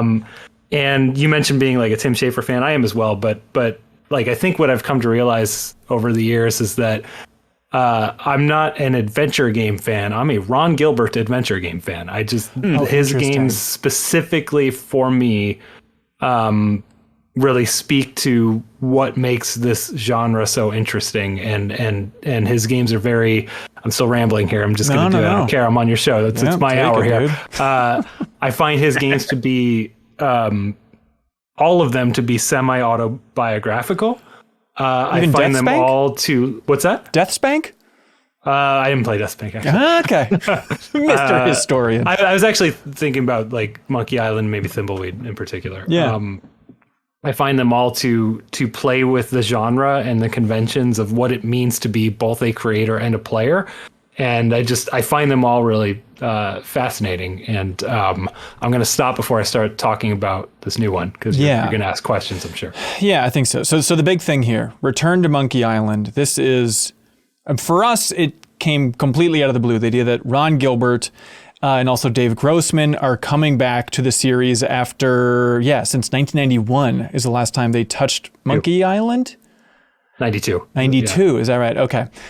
So it's well, actually, and to be clear, both of them sort of worked on the Telltale series. Oh, is that right? I didn't know Ron Gilbert was involved in that one. He was consulted. Okay. And Dave was like the head of design at the studio. That's right. Okay. I don't think the two of them were like heads down. You know what I mean? I don't think they wrote any dialogue or anything like that, but the two of them did tinker in the world a little bit for the Telltale series. Okay. Gotcha. So booting up this thing, this miraculous return, Frank, walk me through your emotions. How are you feeling? And by the way, just a full disclaimer, I was charmed endlessly by the opening of this game. And so I don't think I even want to spoil kind of the structure or the opening, if you catch my drift. I think it's like a fun thing to experience on your own, but maybe just setting it up, just to cut off your answer before you get to it. Just setting up, I think it's fascinating because, correct me if I'm wrong, Frank, being the expert here, but the end of The Secret of Monkey Island 2 reveals where it like pulls back and it turns out Guybrush Threepwood and the big villain of the series, they're actually just brothers playing pirates, and it's all a story within a story. Right. They are, and specifically, it's not. They're younger kids, right? Like the implication from the end of 2 is either that the entire time these were 2 kids role playing in a pirate themed amusement park, or because at the very, very end of 2, the kid stand-in for the series villain LeChuck kind of looks at the camera and lightning flashes in his eyes. So the implication might be this is some tomfoolery by LeChuck, some kind of voodoo spell or something to make Guybrush think he's a kid in an amusement park. That's exactly where 2 ends and exactly where Return begins. Which is amazing. But then everyone's like, but wait, they're incorporating the sequels, it seems like in some ways with some characters. So how are they going to narratively justify it? Do you think without revealing what they do you think they pull it off, Frank? Is it successful? I think that... I mean, there's a much deeper conversation to have here, because I think, I assume I'm the only one here who's finished Return to Monkey Island. Yeah, I'm like an hour and a half, 2 hours, something, not super far. Okay, I think my final was like 9.5, just FYI. Awesome. But I'm also just really good at these rounds. I don't know. I feel like I can read their minds at this point. I think... ultimately, a lot of what this game, I mentioned these games being kind of autobiographical, right? Yeah. Like, I think this is a game about Ron and Dave returning to Monkey Island. Like, it's called Return to Monkey Island. It's literally about Guybrush going back to the setting of the first game, returning to Monkey Island. It's like the series creators are returning to the franchise Monkey Island. Like, it's very sort of meta in what it is, and going back to your question, I promise I'm getting there. Yeah. I think the ultimate theme here is, and I'm not spoiling anything. I'm like reading between the lines. It's just like headcanon, fan stuff. I think a lot of what they're trying to convey in this game is their acceptance and joy in having created something that inspired others to tell other tales within their world, right? And I think especially for Ron, this might have even like been an exercise in becoming at peace with that idea. Like, I think there was maybe a time in Ron's life where, and you could probably find old blog posts of his even talking about this, where he talked about things he would have done differently, and how like the ending of the canonical 3 Curse of Monkey Island is something that he never would have done. But I actually think a big theme of this game is the authors coming to terms with and joyously celebrating the idea that they have inspired others with this work. And I think that the way that I promise I get back to your question, the way that they very cleverly make all of the games canon, but also have this resume where 2 left off, not only acknowledges and celebrates all of that stuff in a really nice way, but leaves the door open, I would say, for really anyone to play in this universe, whether in a commercial product or just in your own head. I love that. Yeah, booting up this game, it's like I appreciate the hell of those old games, but I'm not emotionally connected to them. But still, the title screen for this game almost had tears rolling down my cheeks. Like, something about hearing that music and like seeing those names in the credits got to me just like a punch in the gut. It's been 30 years. I dude. know. Like, Frank, what is your emotion playing through this thing? Do you like it? Do you love it? Are you emotional? Are you fascinated academically? Where are you at?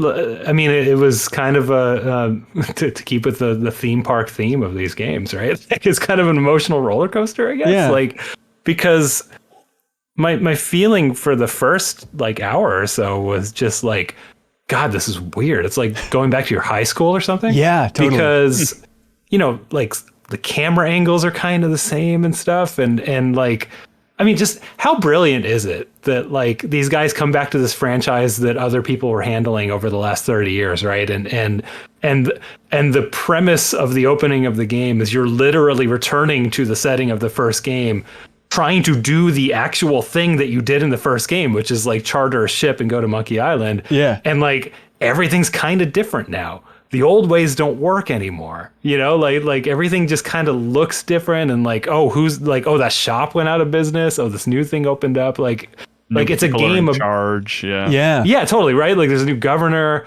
It's just like it's so clever, and I guess, you know, my emotions for a while were like, God, this is just weird. I feel like I'm back like visiting my high school, and then I don't know.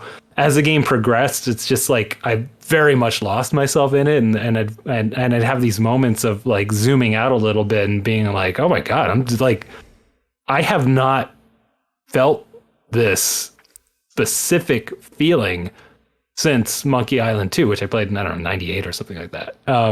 Like, it's just like, oh my God, this is a Monkey Island game. Like, They did it. you're right. I mean, it's very similar to when I played Fallout 3 and then Fallout New Vegas. Because for me, New Vegas was very much like it nailed Fallout and 3 didn't. Interesting. Like playing New Vegas made me realize that 3 didn't hit it for me. And then yeah, I don't want to get into the ending. No, please don't. Like spoiler wise, but I do want to say a little bit, which is that I think a lot of people are going to hate it, and I think it was perfect. I love that. Interesting. I love that take for sure. Yeah, I mean, Perfect, and it was beautiful, and that was when I actually got emotional. Like I couldn't sleep last night. God, that's so sweet. I love that. And I think if you kind of understand the heart of these games and these creators and how this series has impacted people, like you might be able to really get this ending, and just it's beautiful. Yeah, Kyle, I'm curious about your experience, but like from my perspective, we just did the Deepest Dive, our big game club series on Indiana Jones and the Fate of Atlantis. So like I just got done playing a LucasArts game from 1992, and there's a lot of stuff to love in that game. In particular, Kyle, the ending. Remember to tell you the ending at some point, or one of the endings, because it is truly bananas in a delightful way. But I was listen to the Deepest Dive. Yeah, you know what? That's probably a good point. So I was a little bit fried on adventure games and a little bit frustrated by that game, especially by the end. So I was like, I'll start this up. I'm just curious, but man, it is so smooth and so easy to get into. I mean, the interface is just creamy, dare I say. And then like creamy, I like that. Just being able to hold tab and it'll show you everything you can interact with. They give you a hint book. It's like they are very aware of the genre and they're trying to soothe you into it, even giving you a choice of like, hey, do you want to play this game like a human being, or do you want to play the hardcore, crazy adventure mode? And I assume you did the more advanced version, Frank? Oh, sure. Yeah. Okay. Do you know really what the difference is? Because from the beginning, I couldn't really see too much. I played both a little while. Well, if it's like Monkey Island 2, it's just that some of the puzzles are more complicated. Okay. You know, like there will be a solution that seems obvious and you do it, and then maybe in the hardcore mode, the person you're doing it to might be like, oh yeah, I could do that, but here's a little extra complication, and then you know what I mean? It just kind of adds more layers to the puzzles, probably. Yeah. I'm only basing that on 2. Okay. But if you don't mind, I want to talk a little bit about Fate of Atlantis versus this game. Please. Which is that, like I said, I don't think I'm a fan of the genre. I think I'm a fan of Gilbert's approach to it. And I don't know, I mean, are you like on, well, I guess you didn't get too far. Really, it's like chapter 4 where this game really, really opens up. But, okay. The difference between like a Ron game and maybe a Noah Falstein game, like Fate of Atlantis, is that Ron really inherently understands that the way to keep a player engaged is to give them multiple balls to balance, not to balance, to juggle. Juggle is the word I was looking for. Thank you. Like at most given times in this game, you can be stuck grinding on something, right? And you can go to your like to-do list, which is brilliant in this game. Yeah. Yeah, it's nice. And it's like there's usually like 4 other things to be working on, and what happens is you go kind of play with that for a little bit. The puzzle you were grinding on moves to the back of your brain and like uses different processes, and like eventually the solution just kind of like surfaces again. Whereas Fate of Atlantis, I like a lot of things about it, but I feel like Fate of Atlantis was extremely linear. It's just like you hit a locked door, and it's like you can't do anything but figure out how to get past this locked door. And so instead of like trying other things, you go look up the solution. Right. And they try and make up for it for like, well, there's 3 different branching paths, which are really cool and surprisingly varied was our experience. But I Did you do all 3? No. I mean, we as a collectively, like as a group, we did. It was just lucky chance that we all chose different routes to go through that thing. But Kyle, what do you think of Return to Monkey Island so far? You know, I'm liking it so far. It's interesting, Frank, what you're saying is like that you're not a fan of the genre, but you're a fan of Gilbert, you know, games. And I'm like, gosh, I wonder if I might be in the same boat. Because like I played those first 2 Monkey Island games when they got re-released and I really enjoyed them, but really any others that I've sort of dabbled with, I haven't really loved, you know, like Broken Age. I was like, yeah, that was cool. And like even going back and playing some of those Schaefer point and clicks, I never got super far. Yeah. But that being said, like so far, I'm really enjoying it. It's just clever, right? It's not like laugh out loud funny. It's a lot of just like, oh yes, that's good. That is good job, writers. Like you nailed it. That's funny. Just the way even the tutorial is presented to you and like the way it works is just like so smart and fun, and it plays with my sort of larger understanding of video games throughout, you know, my whole life. And it's like that kind of stuff is great. Like it's like a video game about video games to a certain degree with a very funny pirate sort of backstory to it. Yeah, when that lady in the shop, she gives you the hint book and she says, think of it like a book of hints. Yeah. Guybrush says, what is it really? And she goes, it's a book of hints. It's like, okay, I'm thank telling you about the anchor in the beginning. Right. You know, and stuff like, you have to hit period great. to skip. That's just good gaming. Well, and also, I mean, you know, no offense to others who have worked on the series, but it's like, I feel like other creators haven't really grasped the character of Guybrush Threepwood, and these guys clearly do. And my favorite example very early in the game here is just the locksmith. You've both gotten far enough that you're aware of the locksmith. Yeah, I've met her in town. Just that you can infinitely just point at the displays and be like, "What's that key? What's that lock? What's that key?" And like she just like that. Guybrush's character is just this like. He's like 8 years old, like, you know, just in personality. He's just a bratty kid who is very annoying and destructive. And that's what you have to be an adventure game protagonist. That's interesting. You know what I mean? You have to be annoying and destructive and steal from people all the time and stuff. And like Guybrush leans into that. Like he is the adventure game hero archetype. And I love that. Yeah, I guess, you know, it's tough to get out of the mindset of Fate of Atlantis because we've been talking about it for so long, but I think Indiana Jones kind of works in that degree too, where he's always going to be poking things, always going to be fumbling around, always going to be bugging people, you know, like. Yeah. I'm looking forward like to Columbo would be a really good adventure game protagonist. Oh, don't tell Joe Juba. He'll scream thinking about that idea. I'm looking forward to finishing this off, you know, especially it seems like a great game to play on Steam Deck and whatnot. Kyle, do you think you're going to stick with it?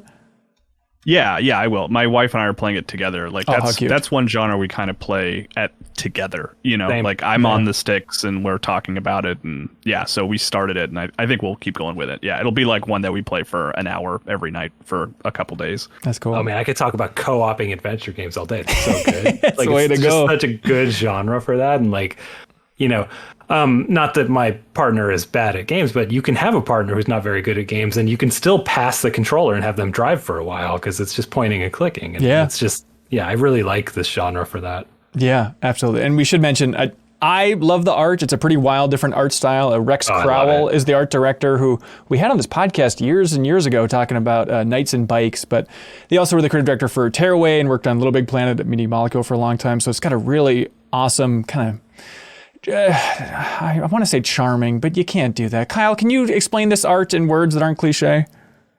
Knights and Bikes. I think that's it. I don't love it as much as you guys, but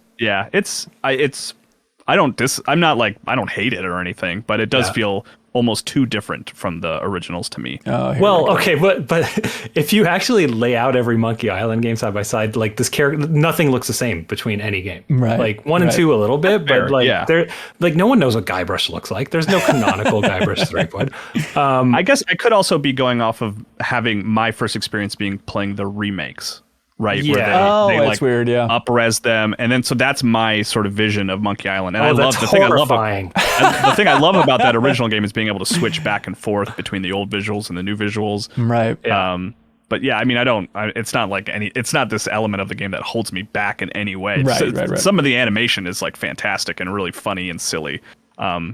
Pupils are too small though. Sorry. Okay. Yep. I get it. Frank, well, what I like about it real quick is that I feel like it's going to be timeless because it is very high res flat imagery that's animated, by kind of puppet tilting stuff. I don't know what the term is. Right. And I feel like unlocking that frame rate, which you can actually do in an INI file in the Steam version. Check the Steam forums. Funny. I just feel frame like rate going. Yeah. That's so funny for that game. But because it's just manipulating the objects, like you can unlock the frame rate, and not completely. I think 240 is where it maxes. But my point is that I think kind of like Wind Waker, it's just going to always look relevant. You know what I mean? Sure. It's not going to become dated, and I really like that about it. Yeah, for sure. Frank, we got a lot more show to get through, but thank you for being here. Anything you want to plug before we send you off on your merry way? Does Kelsey plug the foundation whenever she's here? Yeah, but this is your chance to one-up her on the plug. Really, just give the plug of a lifetime. Oh my God. Gamehistory.org. We are preserving video game history so that its stories can be told. Come check us out. If you like old video game magazines, let's plug this specifically. We have this really fun program where you can subscribe to old video game magazines. Smart. I will semi-personally mail you every month a random old video game magazine, and every dollar spent on that helps us to preserve video game history and specifically magazines. If you're into that, we have so far scanned, I believe, 1,100 previously unscanned magazines, thanks to the money from this program, and that's all been popping up on the Internet Archive so that people can go text search that stuff, write articles, and so go do that. Yeah, honestly, what's better than just getting a random old video game magazine in the mail? I feel like our audience is exactly into that type of thing. You can help support, preserving game history at the same time. So go check that out on their website, please. There'll be a link in the description. Cool, Frank. I think my DoorDash is here. So okay, should I clap us out? Yep. Welcome back to the show, Jacob and Imran. You're just in time because I was just ready to ask Kyle. Kyle, do you know how this whole thing operates? Nobody knows, and there's no way of knowing, unfortunately. That's right. Unless it's a little bit like the secret of Monkey Island. You can find out the secret of MinnMax by going to a secret URL. We like to say is patreon.com/MinnMax with 2 N's, everybody. Check it out. Unlock a benefit there. We'd appreciate it. There's a bunch of different options for you. Find the one that's right for you and help support independent games media at the same time. And thank you to some of our biggest supporters like I Am 8-Bit. They want everybody to know about We Are OFK. The vinyl soundtrack is available in I Am 8-Bit's wonderful online store. It comes with a fold-out paper cat for the physical version of the game as well, which you can buy. You can buy the physical version of We Are OFK on PlayStation 5 or Switch. It's the special I Am 8-Bit exclusive edition. It's beautiful. Please check that out. Like everything in their store, it looks pretty damn good. And because they're so generous, each and every week, I Am 8-Bit ships out a prize to the MinnMax community, whoever submits the best question over on Patreon. And this week, I believe for the first time ever, the prize that they're shipping out to the community is We Are OFK on PlayStation 5. It's the thing they're also highlighting. So this is hot off the presses. Reminder, you can go to I Am 8-Bit's wonderful online store, use the promo code LUNCHMEAT, all one word, for 10% off everything in that store.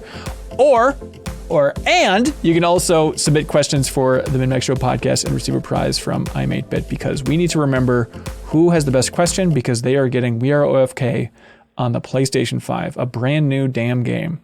All right, ready for questions, Imran? Yep. Not you, Kyle. I know you are, because we're on the same page. Kyle Lemon writes in and says, "Hey, MinnMax team, there are new Marvel games announced at a regular clip now." That's true. Which one do you think has the most potential? The Marvel Spider-Man game? 2. Can you just run down what they are?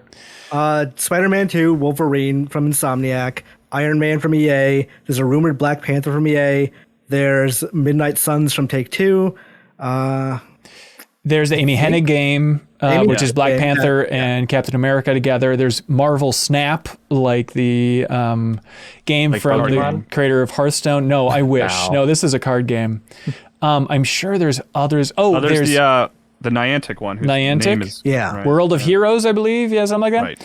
Right. I was so confused about this announcement that happened this week of EA is like, our Motive Studio, the studio that made, Battlefront and Squadrons, and now they're making the Dead Space remake. They're actually going to be making an Iron Man open world third-person game. Please enjoy. Where it's like, wait, D23 was last week. Why wouldn't you just reveal that in the big video there? I don't get it. I wish I could give them credit, but in the GameSpot Slack, someone was like, "Oh, somebody missed the video deadline." But like, yeah, probably. Why not just like announce it on stage with like a logo or something? Imran, you know the industry well. What the hell's going on there?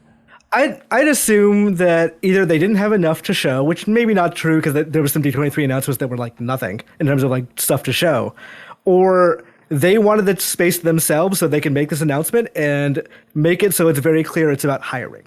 They need more people to help make this game, and it's less about hype. So they will probably have the big reveal at some point in another couple of years, but like they're still making Dead Space right now. This way they can control the message and say, we're making an Iron Man game. Dead Space is wrapping up soon. Yeah. Please come help us make this.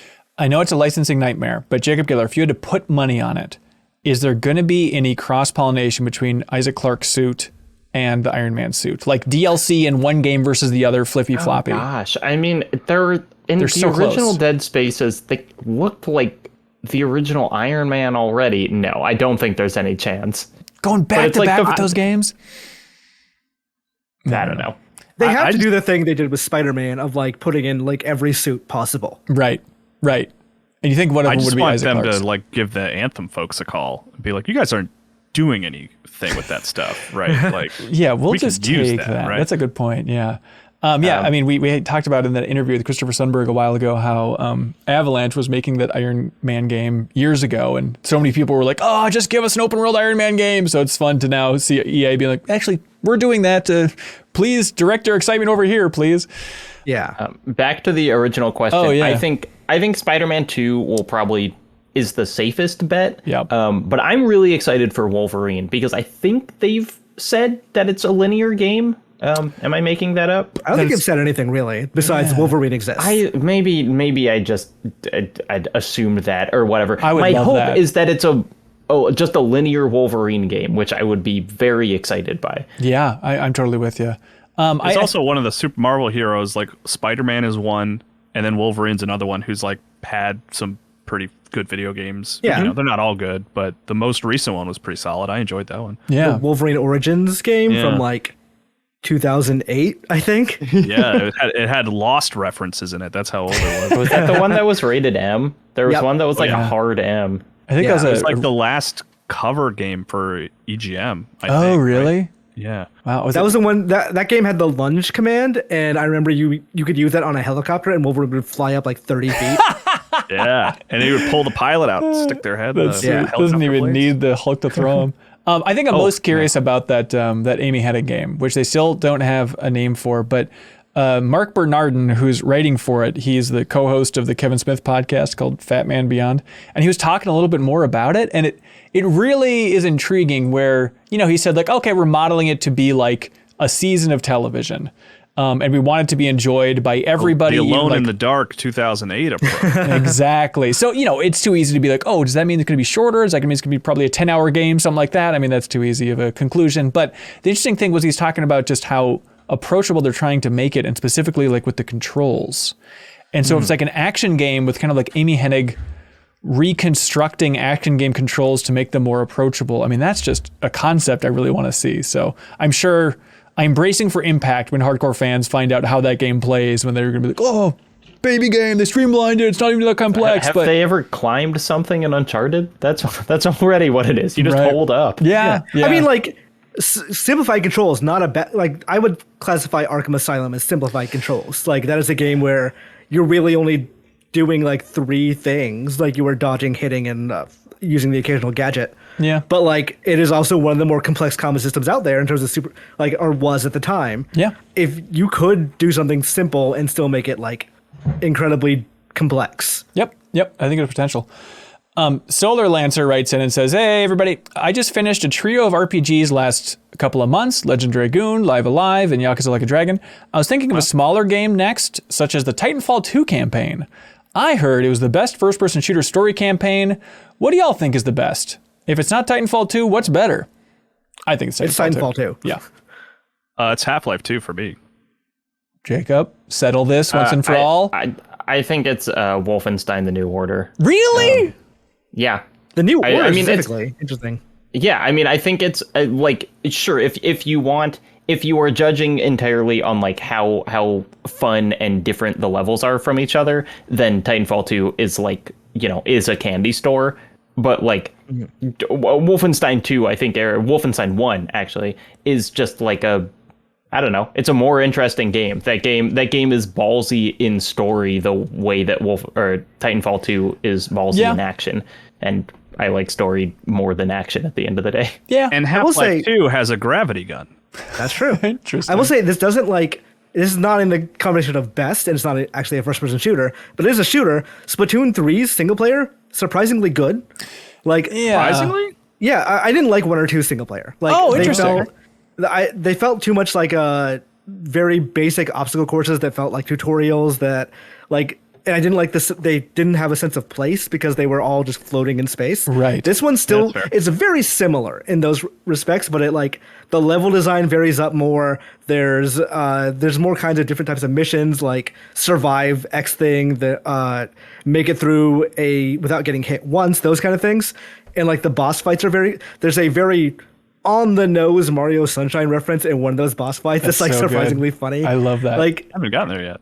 I enjoy that single player more than I thought I would. Yeah, it's also it's hard to compare because one's VR, but I like the Half-Life Alyx campaign more than Half-Life 2, and I would say that's probably up there in terms of it is a first-person shooter and it is a campaign.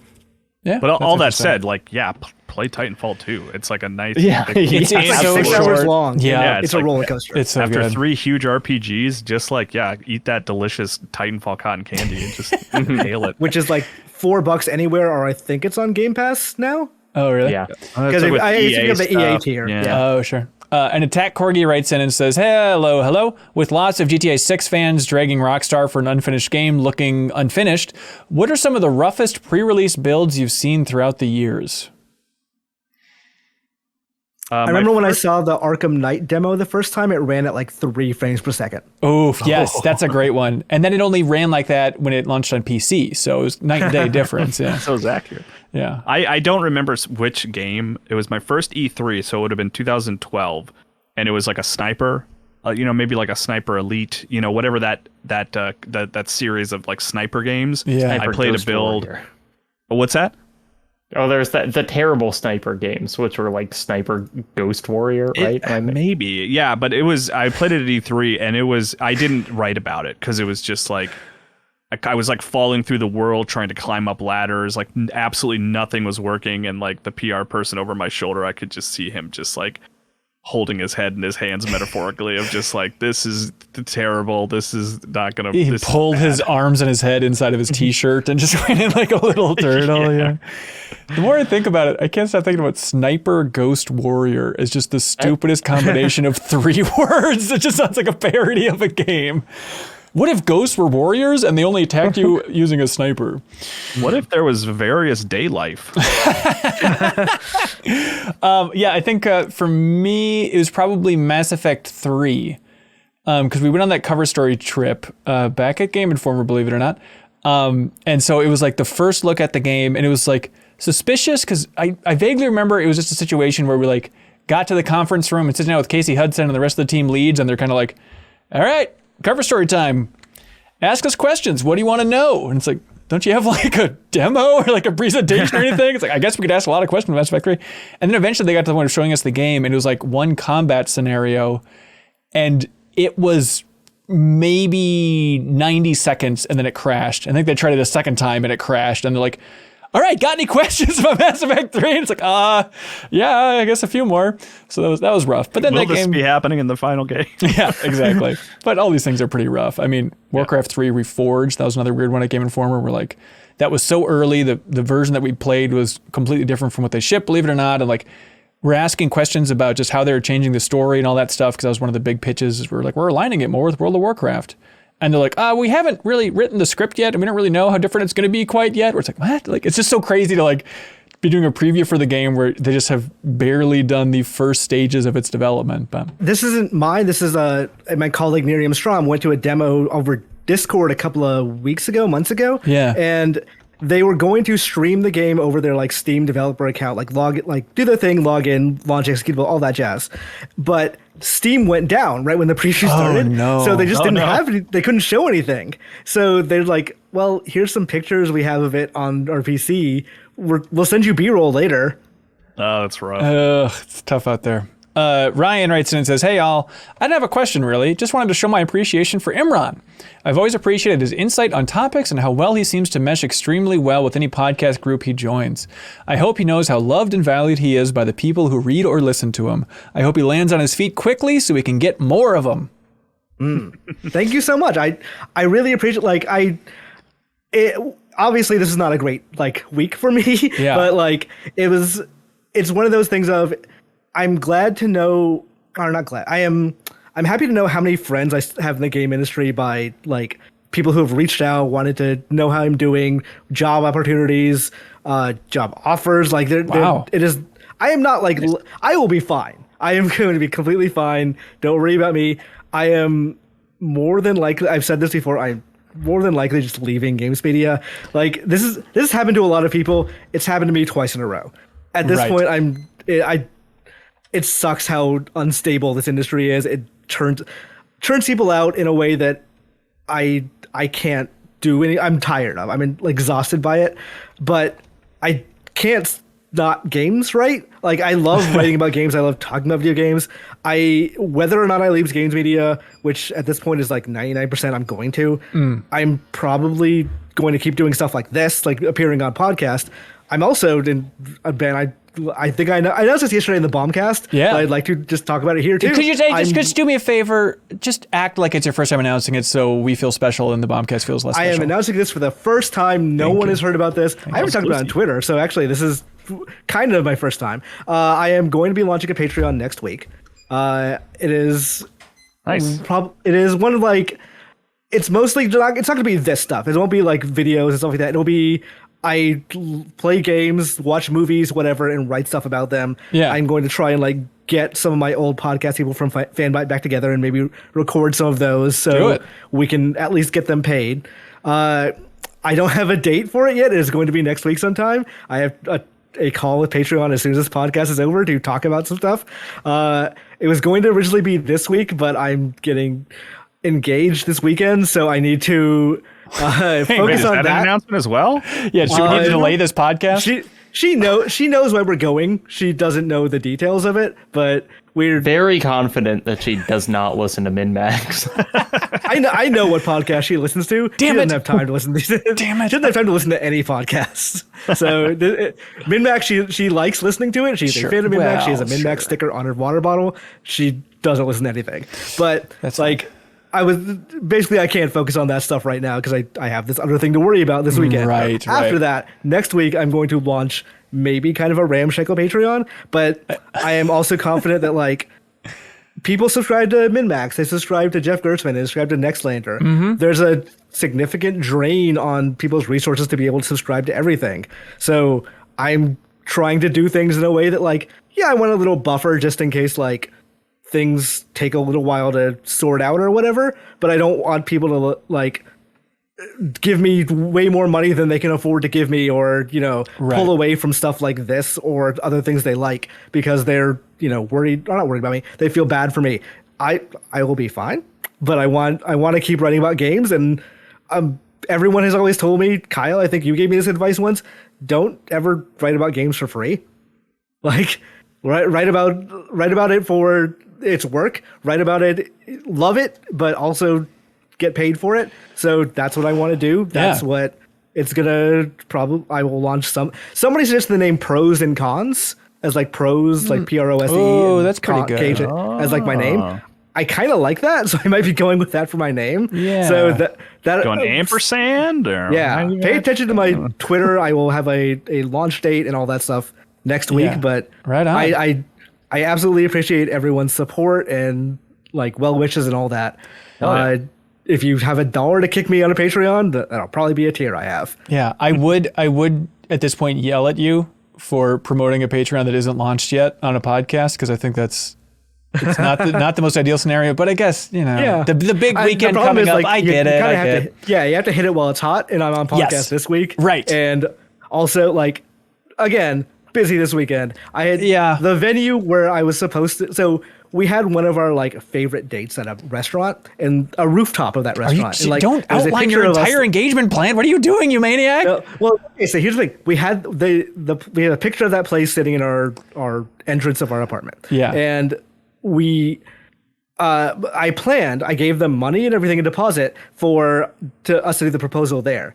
They emailed me last night saying, "Hey, sorry, we've closed permanently now. We can't do that." no. So the last 24 hours have been a scramble of me trying to figure out what is going to let me do this in the next like 3 days. Oh God, jeez. good Okay. luck. Now I don't want to fully out too many personal details, so you cut me off if you need to. But I was floored by hearing from a little bird that you accidentally invited your girlfriend into a group discussion about her secret engagement plans.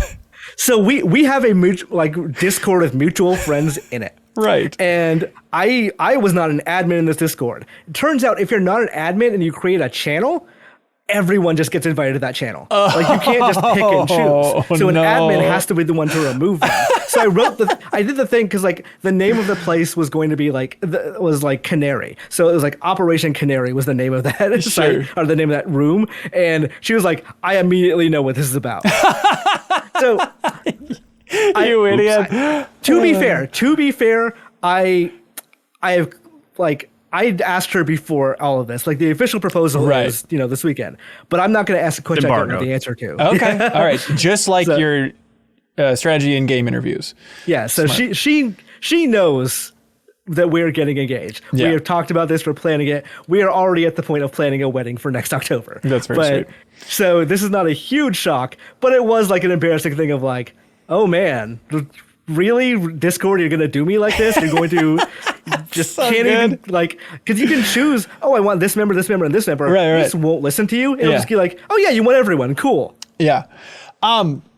Well, yeah, the ramshackle Patreon, as you put it, I would advise you come up with a mission, make it clean. Don't be modest in this situation. Don't do that thing of like, maybe I'll do some stuff every now and then. Like Patreon with confidence is my message to a lot of folks out there, because I think a lot of folks do that kind of hemming and hawing. I guess I have one. It's no big deal if it doesn't work out. Like you got to lean into it if you want folks to believe in it, you know?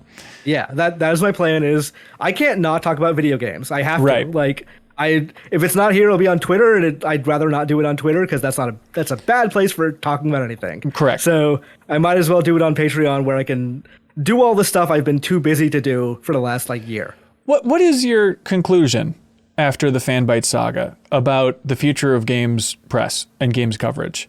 I mean, it felt like an ideal scenario where you have a company as profitable as Tencent is funding games coverage like Fanbyte, and it's like, okay, I guess that's just the equivalent of a Bezos with Washington Post, so we just get to go in and do our job and have some stability, and then it turns out, not so much. I mean, what is the conclusion? Is there any hope? Give us the takeaways. I think the thesis statement of Fanbyte was, if you bring a good team together Yeah. and you have them do good work for long enough, then people will come. And I think that probably is still true. But convincing people who have money to keep funding that is a different question. And I like you guys are familiar with the fact that when we were working at GameStop, they weren't doing well in retail, and that's probably why we lost our jobs. Was like, or at least Kyle and I lost our jobs then. Yeah. Was because they needed to cut something to make up for or make an excuse for why they weren't doing it well. And then with Tencent, they were doing extraordinarily well. So it becomes a question of, well, why isn't every part of this company doing well? And then we weird. lose our jobs there. Right. And it's one of those things of, we have these two extremes. I don't know where good games journalism fits in the middle of that, but I know that we're in this weird media transition right now where there is a path. I think it is largely user funded, like through memberships or Patreons or things like that, where you can do good work. It just, you have to have people who are there for the good work and not for the Google hits. Right. And that is, I think, going to be a discussion that's happening in newsrooms for the next like 5 to 10 years. But at some point, something's got to change, because it is. The thing I always think about is, if Andy McNamara didn't stay in game journalism, then I don't see how anyone retires from it. I think we all just kind of go to something else eventually. And I wish that weren't the case. I would love for game journalism to be a space where people can do it for the rest of their lives. Yeah, but it's just some things aren't reasonable, I guess. Some things aren't reasonable. That is not what the current media landscape looks like.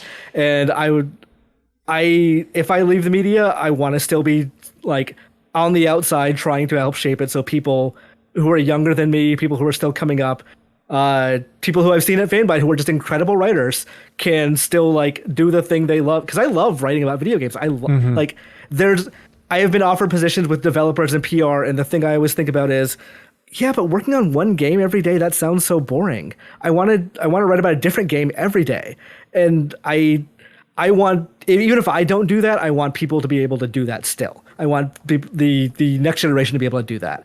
So hopefully there is that Genesis moment where they can find that transformative thing. I think the defector model is maybe the ideal for that sort of thing. Defector model. I haven't heard that, and I guess I'm one of them. Yeah. So, the defector model of like you leave from a thing and then you get like all these people who were your fans of your stuff from before to subscribe to a model for it. We've talked about that at Fanbyte of what if we do that again, but it's so hard to do that, especially without people investing from the ground floor. And once they invest, they want their money back, and that involves different things. But I am happy with the work I was able to do the last 2 years. I was happy that I could take a month essentially off from my news duties and write a long expose about what happened at the phenomena of the indie developer by talking to employees for 4 weeks about the stories they had. Right. But like, I understand that's not reasonable always, because I know people want to make money, or the C-suite executives need to make money. Yeah. But I hope that somebody can take that model of let's keep trying until it works. Let's just keep funding this thing until the audience does come and they do appreciate the work we have. And I hope they can prove that it is profitable and it does work eventually. Maybe it's not the next try, maybe it's not the try after that, but I hope within the next decade somebody makes that game media revolution and it will in fact be televised. Or at least on Twitch with people begging for subs, I think is the way it works, Speaking of which, Elise Favis also lost her job. And so I've texted a little bit with her, but I don't know exactly what state she's in job-wise. But last I heard, it seemed like she could use any leads, and she's a very talented writer here. So please reach out to Elise and send her some love on Twitter, Elise Favis, or if you have a job opportunity where she can keep writing about games, send it her way. Elise is like a singular talent. Like, she is fantastic.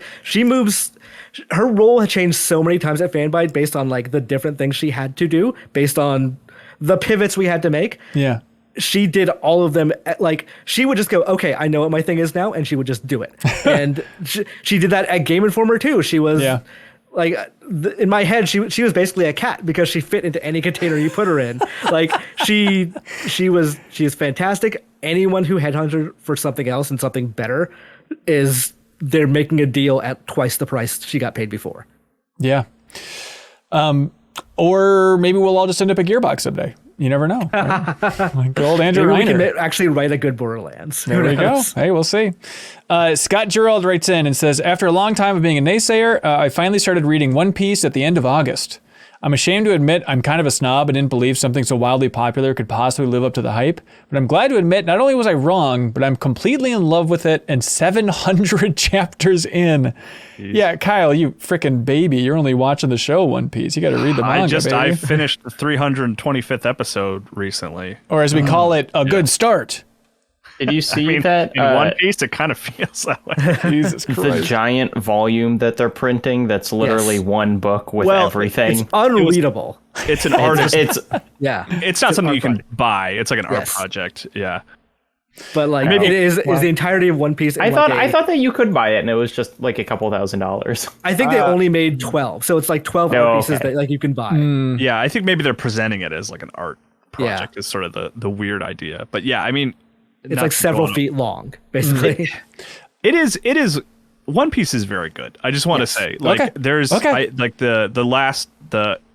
it's kind of like it. I have teared up multiple times watching that show, like learning elements. How about far are you? characters. Like arc wise? Enies Lobby just finished. Okay, so you finished Water 7. Yeah. Which Water is great. 7. Yeah, That's like probably one of my favorites elements. The moment in Water 7 where Luffy tells Soga to shoot the flag, and Robin says she wants to live, is one of my favorite moments in media. That's like what I'm talking about. It is so, like I teared up reading that. And that was like Hanson. 12 They years basically declared war on the world government for one of their friends. Yeah, that's cool. No, It's insane. I like it. I'm sure it'd be good. Yeah, I don't. I feel bad admitting that I love this show and talking about this show, because I think for years I was like, yeah, okay, there's that thing, and even my wife and I were like, we could watch this show, but come on, that seems kind of dumb. But I started watching The Crown recently on Netflix. That show, Good timing. That show rules. Yeah, it was absolutely like the most, obvious move. Like, the Queen died. I don't really know a lot about the Queen. Spoilers. Well, it's like we should watch The Crown, because season 1 is about her ascending to the crown. But especially like watching it in parallel with House of the Dragon. I like House of the Dragon, but I like this more for just like, it's basically Game of Thrones, but focused on one house. And now for The Crown, it's just about Buckingham Palace. But it's fascinating. I didn't know so much of it was going to be about like the Queen's relationship with Churchill and that dynamic. But has anybody watched The Crown?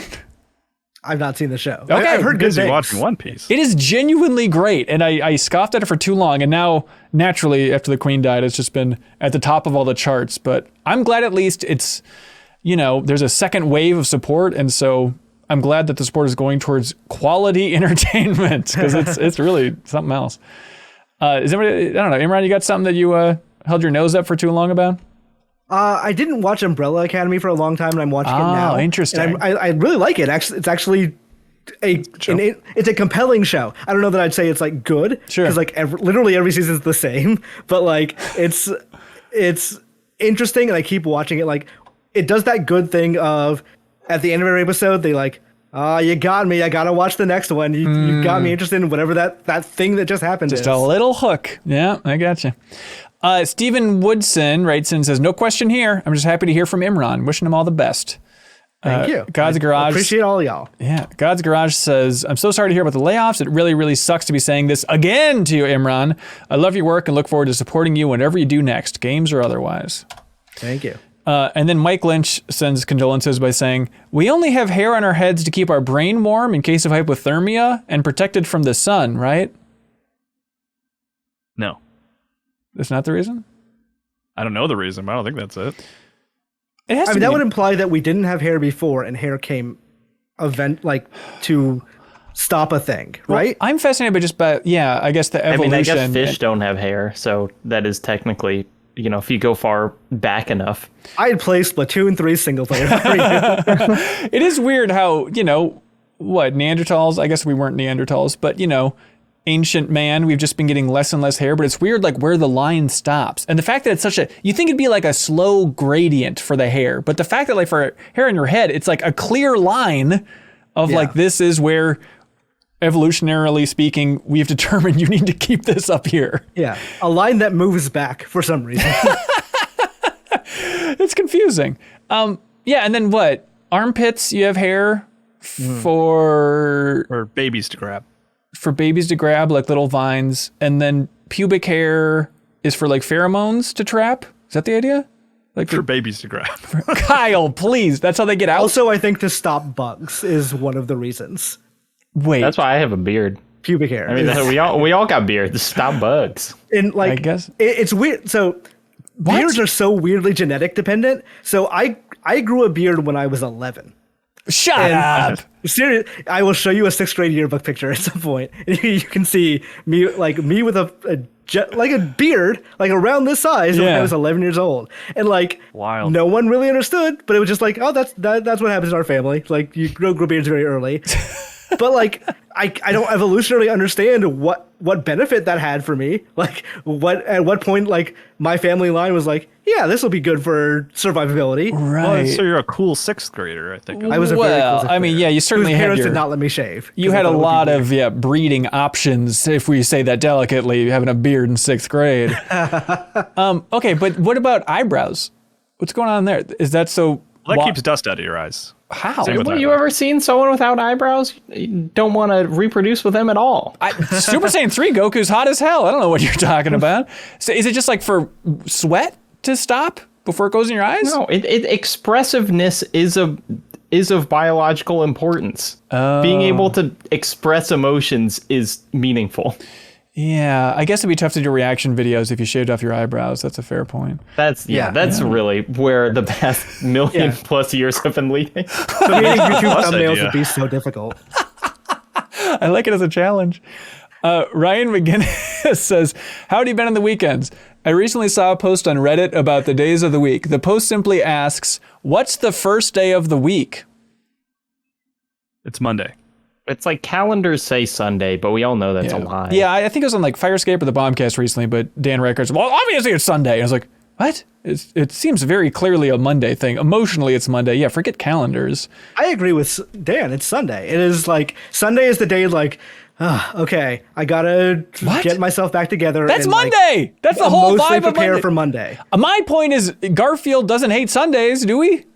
No, he don't. He might. I mean, he might be an atheist. We don't know. Okay. True. Yeah, I always thought of Saturday and Sunday as like the 2 vacation days to prepare, Yeah. to be to rest at the end of the week. And then Monday kicks it off all over Yeah, again. that's. I think, of course, that's how it works. Friday night and Saturday are the vacation. And Friday night's like I don't have to do anything tomorrow. I'm good. And Saturday's like, I don't have to do anything today. I'm great. And then Sunday's like, okay, I got to do stuff tomorrow. This sucks. Weird. Yeah, I got to do stuff tomorrow, the first day of the week. I wonder. Yeah, I don't know. So Sunday was always the day I did homework for the weekend homework. Okay. Because like I'm not doing it Friday night. I'm not doing it Saturday. So Yeah. I got to do it Sunday because I have Monday the next day. Yeah. All right, let us know. Maybe we'll do a Twitter poll or something. Sunny D writes in and says, interesting question here. Is there a better or more consistent games publisher than Finji? In the past 5 years, for Finji, those games include Night in the Woods, Overland, Tunic, Chicory. Even considering the sheer quantity of other games publishers publish, I don't think they compare to the consistency and quality of Finji's work. Yeah, super solid for sure. Yeah, I guess it's easy to be. It's like, there is no more consistent video game developer than Fumito Ueda, who has made 3 games. Right. It's like they have 4. So Like you could argue Nintendo, but Nintendo's made some stinkers, but that's because they've made like 1,000 games so far. Yeah. But like, I don't know. I think Devolver is probably up there in terms of publishing. Like I was they gonna mention pick them. great. Yeah, Annapurna, obviously. We crunched the numbers. I would yeah. put Annapurna far above Devolver at this too, point. Yeah, I think Annapurna is great up until 12 minutes, at which point I'm like, everybody releases that kind of drags the Maquette.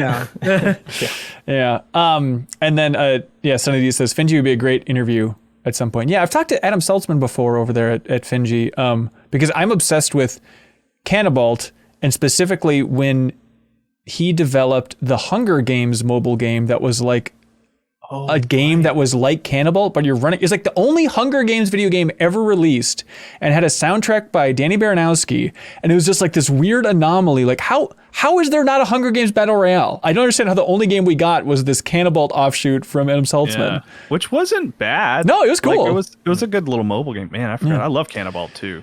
Cannibal's great game. It's good. Denim Harry wrote in telling us all that we need to play Destiny more. And they said something that I did not know about. So here's a story from Destiny, everybody. Apparently, there are characters in Destiny 2 that are aware they are in a video game and are trying to escape by planting themselves in the player's memories. That. I did not know this was an aspect of Destiny 2, but that sounds is Destiny great. cool? I think it might be cool.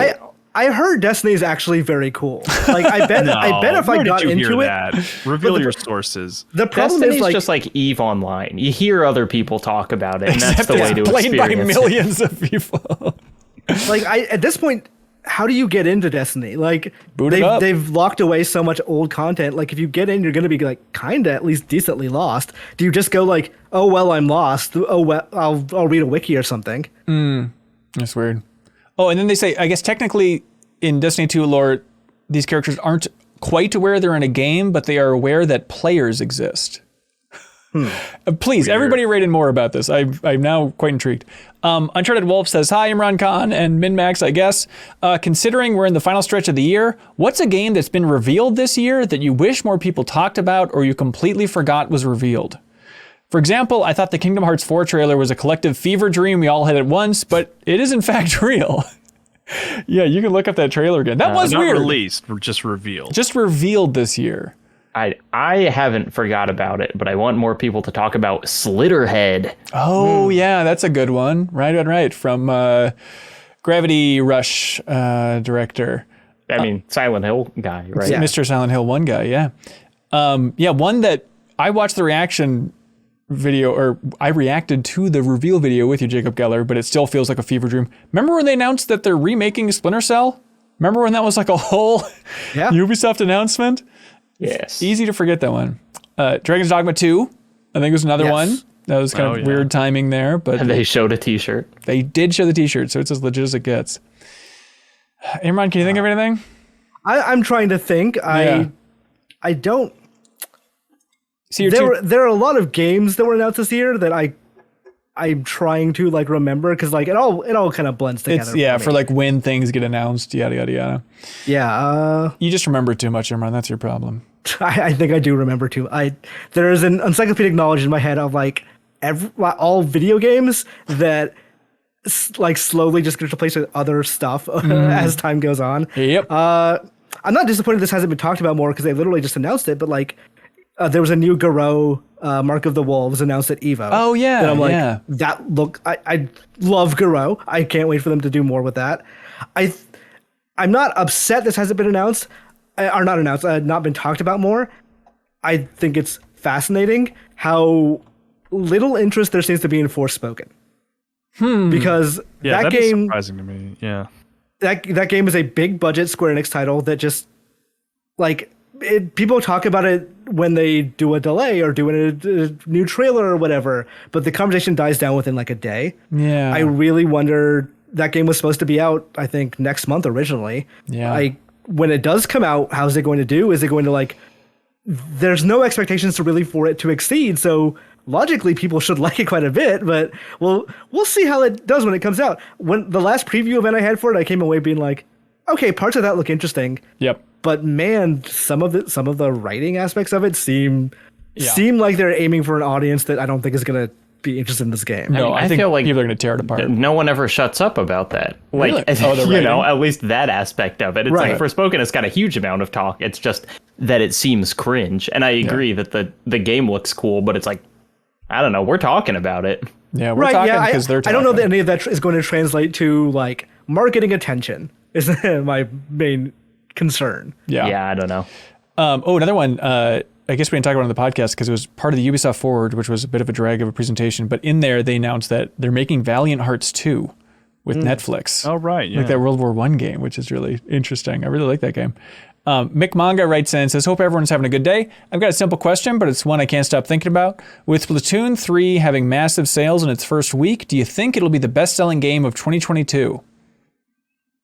No. There's a Call of Duty this year, right? Yep. Modern Warfare 2, I think, is going to do gangbusters. And you usually, say, traditionally, Call of Duties are the top of the NPD charts at the end of the year. But this one, I mean, I think usually they're for the next year, so probably not for the calendar year 2022. It could just be Splatoon. No, I think Elden Ring. What's Elden Ring doing? Yeah. I mean, that's on multiple. Yeah, didn't Elden Ring sell 15 million copies? 50 million. I have not heard a lot about it since then, but also Bandai Namco has not had like quarterly results since then. They put out some DLC this year. I think it's absolutely Modern Warfare 2 by a mile. I think that brand getting out there again. I mean, Vanguard was a 0 for, I feel like, general discussion last year, and it was still the best-selling game of 2021. And a title like Modern Warfare 2, I think it's going to eventually crush Elden Ring. I was in the wild at a restaurant and heard people at the next table over being like, bro, you seen the new Modern Warfare 2 footage? Which, like, really, I don't hear people talking loudly about video games very often. It's like, this guy was very excited about Modern Warfare 2. All Gotta right. eat at Buffalo Wild Wings more often, Jim. Yeah, it's a place to be, man. Like, Oh, yeah? when I was in Japan, Yeah. there was so much Splatoon advertising everywhere. Yeah. It was on train stations. It was in stores. It was, I went to a 7-Eleven and bought a Splatoon donut. Like, it is, I think, flavored? it was, I think it was just like normal sugary donut with like a black frosting and like a neon drizzle over it or whatever. Hang on, was it like competing drizzles, though? That would have been a good idea. I don't think it was. What? No. They're blowing it. They are. Do you have their indeed blowing number? Okay, but hang on. Are you I will really, get you in touch with Miyamoto and we'll see what we can do. are you saying Splatoon 3 is going to outsell Elden Ring by the end of the year? Splatoon 3 in Japan has outsold every single PlayStation 5 game in Japan. I know. We're talking worldwide. I'm just trying to figure out what you're claiming here. Yeah, I think so. By June of 2020, which was, I think, 3 years after Splatoon 2 came out, it had sold 10 million copies on one console. I think Switch at this point is the best-selling console in the market right now. Yeah. I could reasonably see by the end of this year, Splatoon 3, assuming there's not like just a huge drop-off in sales, having sold about 17 million. 17 million? I could reasonably see that. That is not like, that's not me saying for sure that will happen, but Right. I don't think that's out of the realm of possibility. Wow. All right. Remember this day, everybody. Joe Mama writes in and says, hey, what is the most photographed thing on planet Earth? Not generally. Like, there are more cat photos than dog photos. I mean, actual thing. The actual... From planet Earth? Like, does it count if you are standing on Earth and taking a photo of something that's not on Earth? You say it's Right, were you thinking like the sun or the Yes. moon? Sunrise. Yes. the sun I was is thinking, like the Atlantic Ocean, yeah, or like that's something. tough. Yeah, we gotta go smaller than an ocean. Let's say oceans and celestial bodies are out. Is it the Leaning I Tower don't know. of Pisa where Is everyone it makes it something seem like like, they're leaning out? would it be insane to say like the Disney World castle over like the Eiffel Tower? Oh, Because I'm thinking of like a landmark. Well, I like that idea, but everybody going by the Eiffel Tower is taking a picture of it. And the fact that it's been around for so much longer, I think, well, I guess not that much longer, 40 years or something. But I think Eiffel Tower would have to take it because there's so many people just milling about, going by. Everyone has to take a picture. But is it Eiffel Tower number 1? That would be wild. Wall, the Great Wall.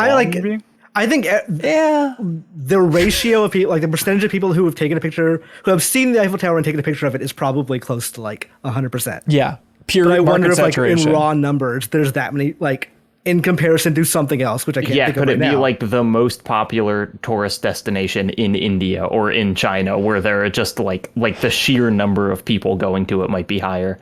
Yeah, or like the Grand Canyon, which maybe more tourist people like going to it.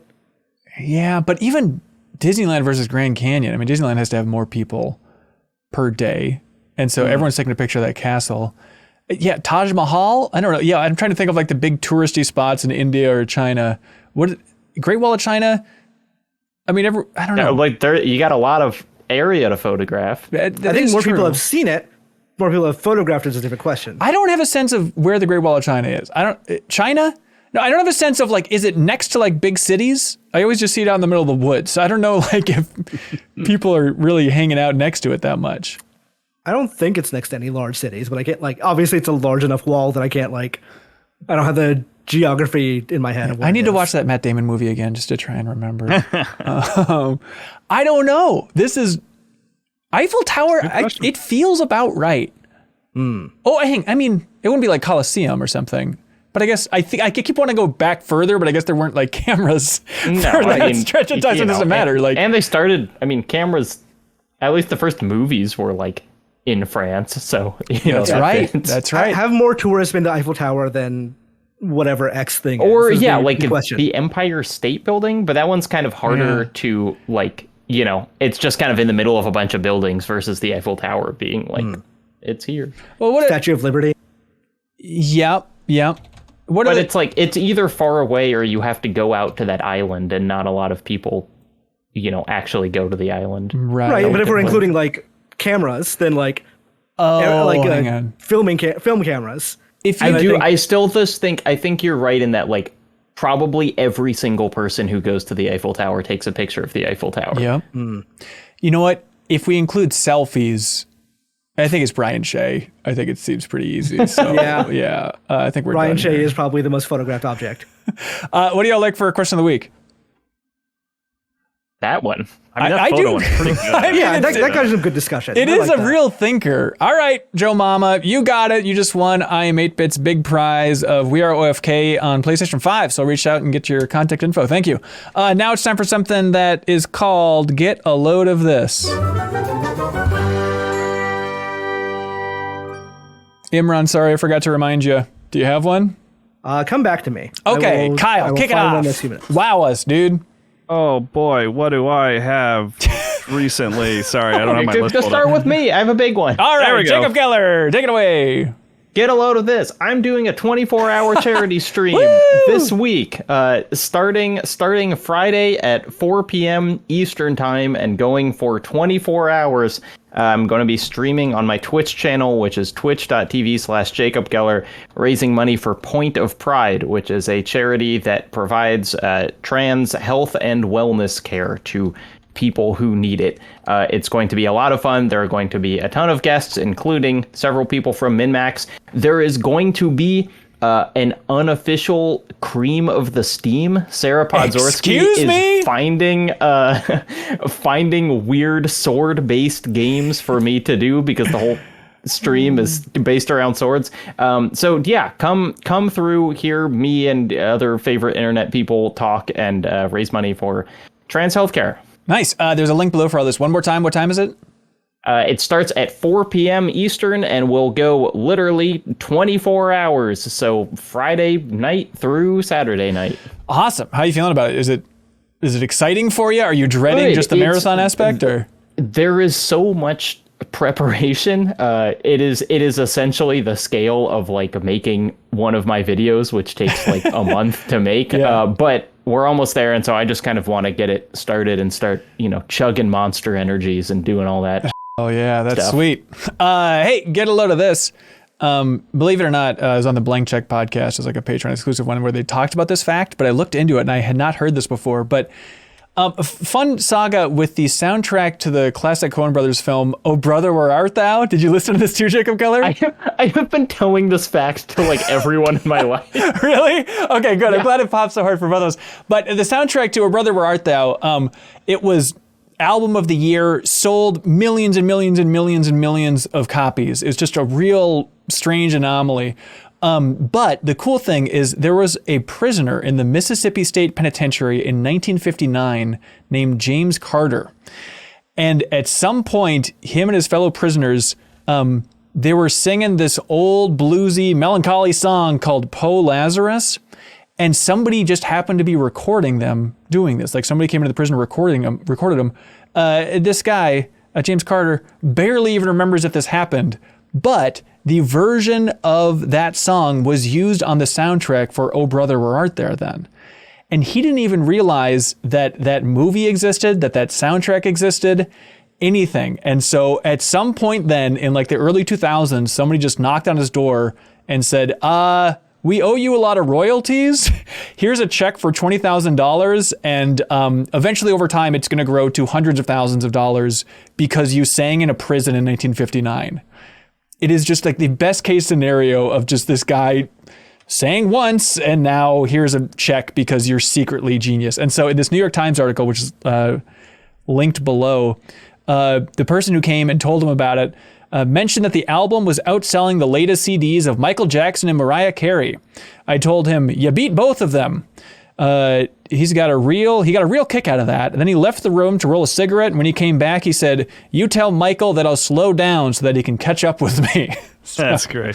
So there you go. The other fact from that, which I loved, was that of the main cast, George Clooney and John Turturro were dubbed, but Tim Yes. Blake Nelson sang his own part, and so he made more money from that movie than George Clooney did because he got royalties from the album. That's amazing. Yeah, I remember I went to a concert in like 2000, and before the movie came out, and it was like an Alison Krauss concert, and the guy that she was singing with was the guy that dubbed Clooney in the movie. And I remember like as a kid seeing this like outdoor concert that my parents brought me to, and I remember the guy's like, yeah, there's this movie coming up called Oh Brother Where Art Thou, and I dubbed George Clooney, and my wife said it's the perfect match of my voice and George Clooney's looks, and that joke really stuck with me for all these years.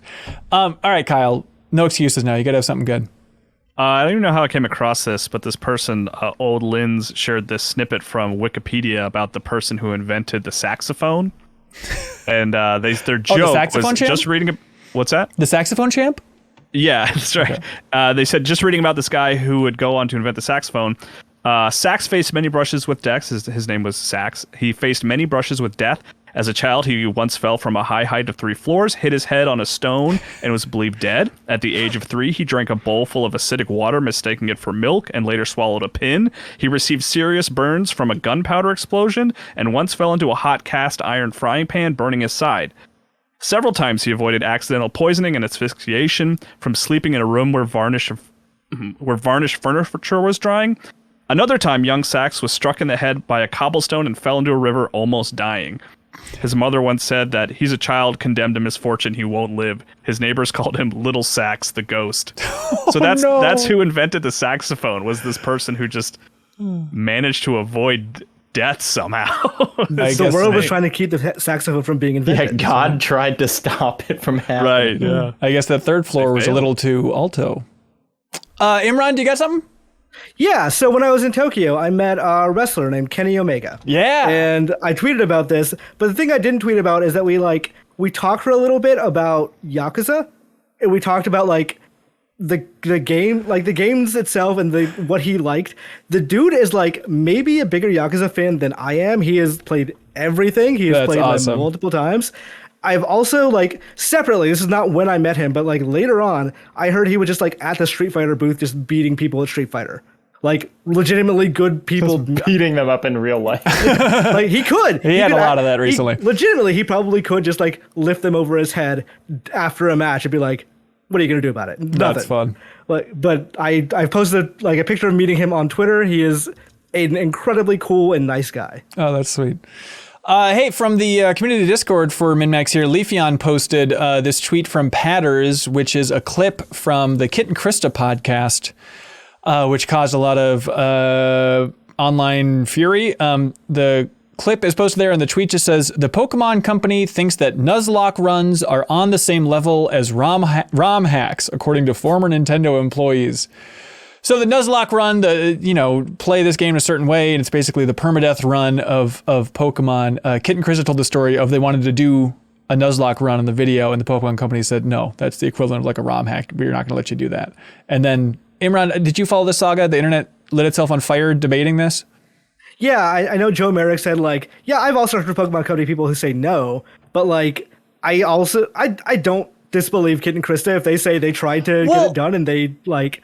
I think it's like a night and day Nintendo thing. says no. Well, yeah. I mean, it's like if Kit and Krista with Nintendo want to do it, and the Pokemon company's like, I don't support that weird like sub community I'm sure they thing. don't care if a fan doesn't. That's exactly it. The idea that like they're going to come down on you for playing. It's like no, it's completely different when it comes from the official messaging versus just the overall idea. But that sounds like every dealing I've ever had with the. So there's a story. Okay, here's a small anecdote. That once I was sitting in a demo for a Pokemon game, and this is a demo. Like it was a couple of other outlets, including I don't even remember where. I think it was probably Game Informer at the time. Like, and somebody remarked that, hey, that one UI element's a little blurry. That's strange, right? And earlier in the day, they had told us you could take footage from this demo. You can use it for a video or whatever you need. Yeah. Like after that person pointed out that one UI element was a little blurry, the Pokemon company guy left the room on his phone.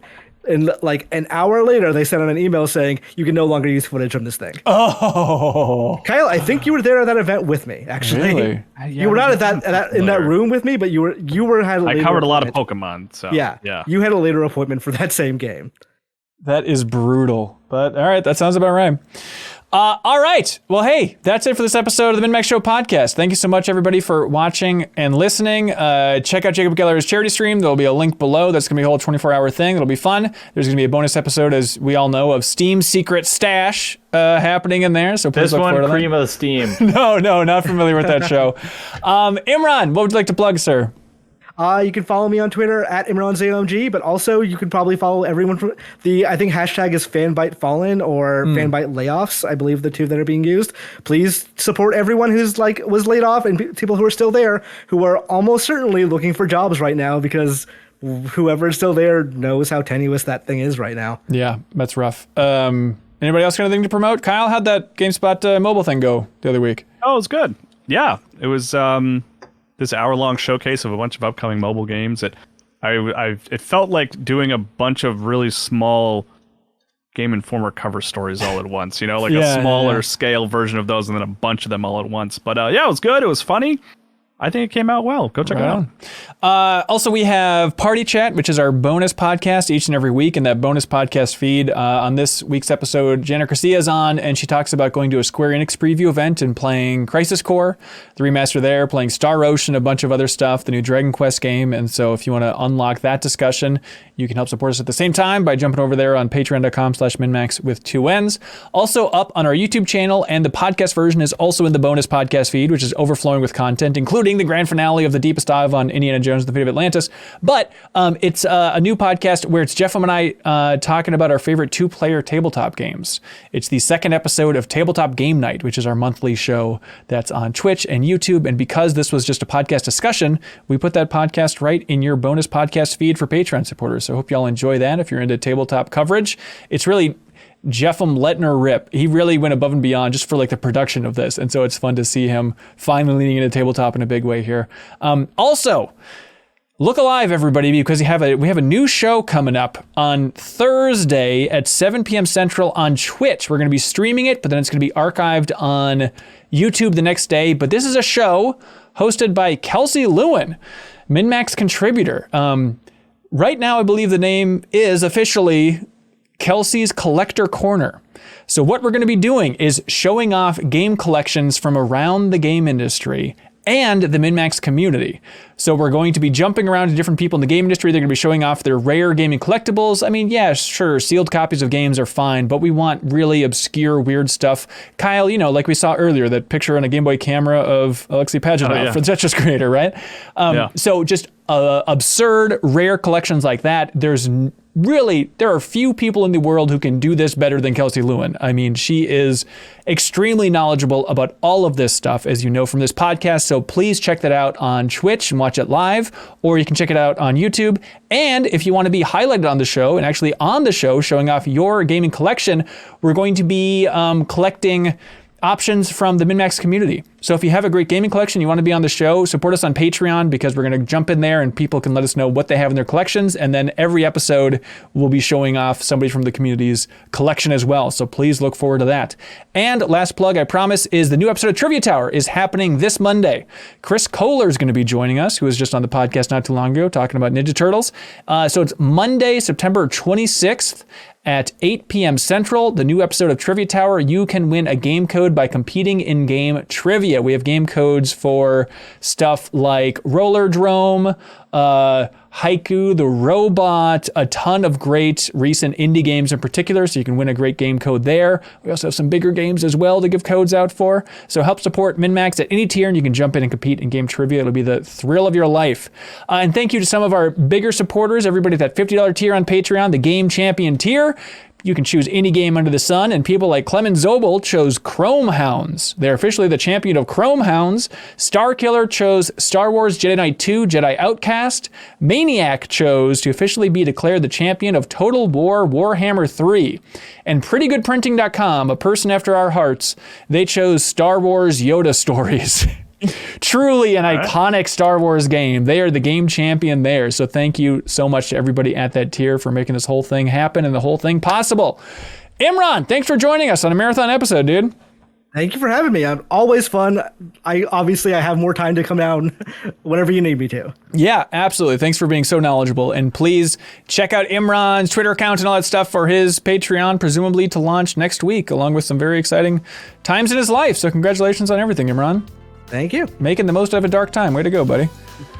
All right. Thanks so much, everybody. We'll see you next week. Be good. Have fun. Let's go.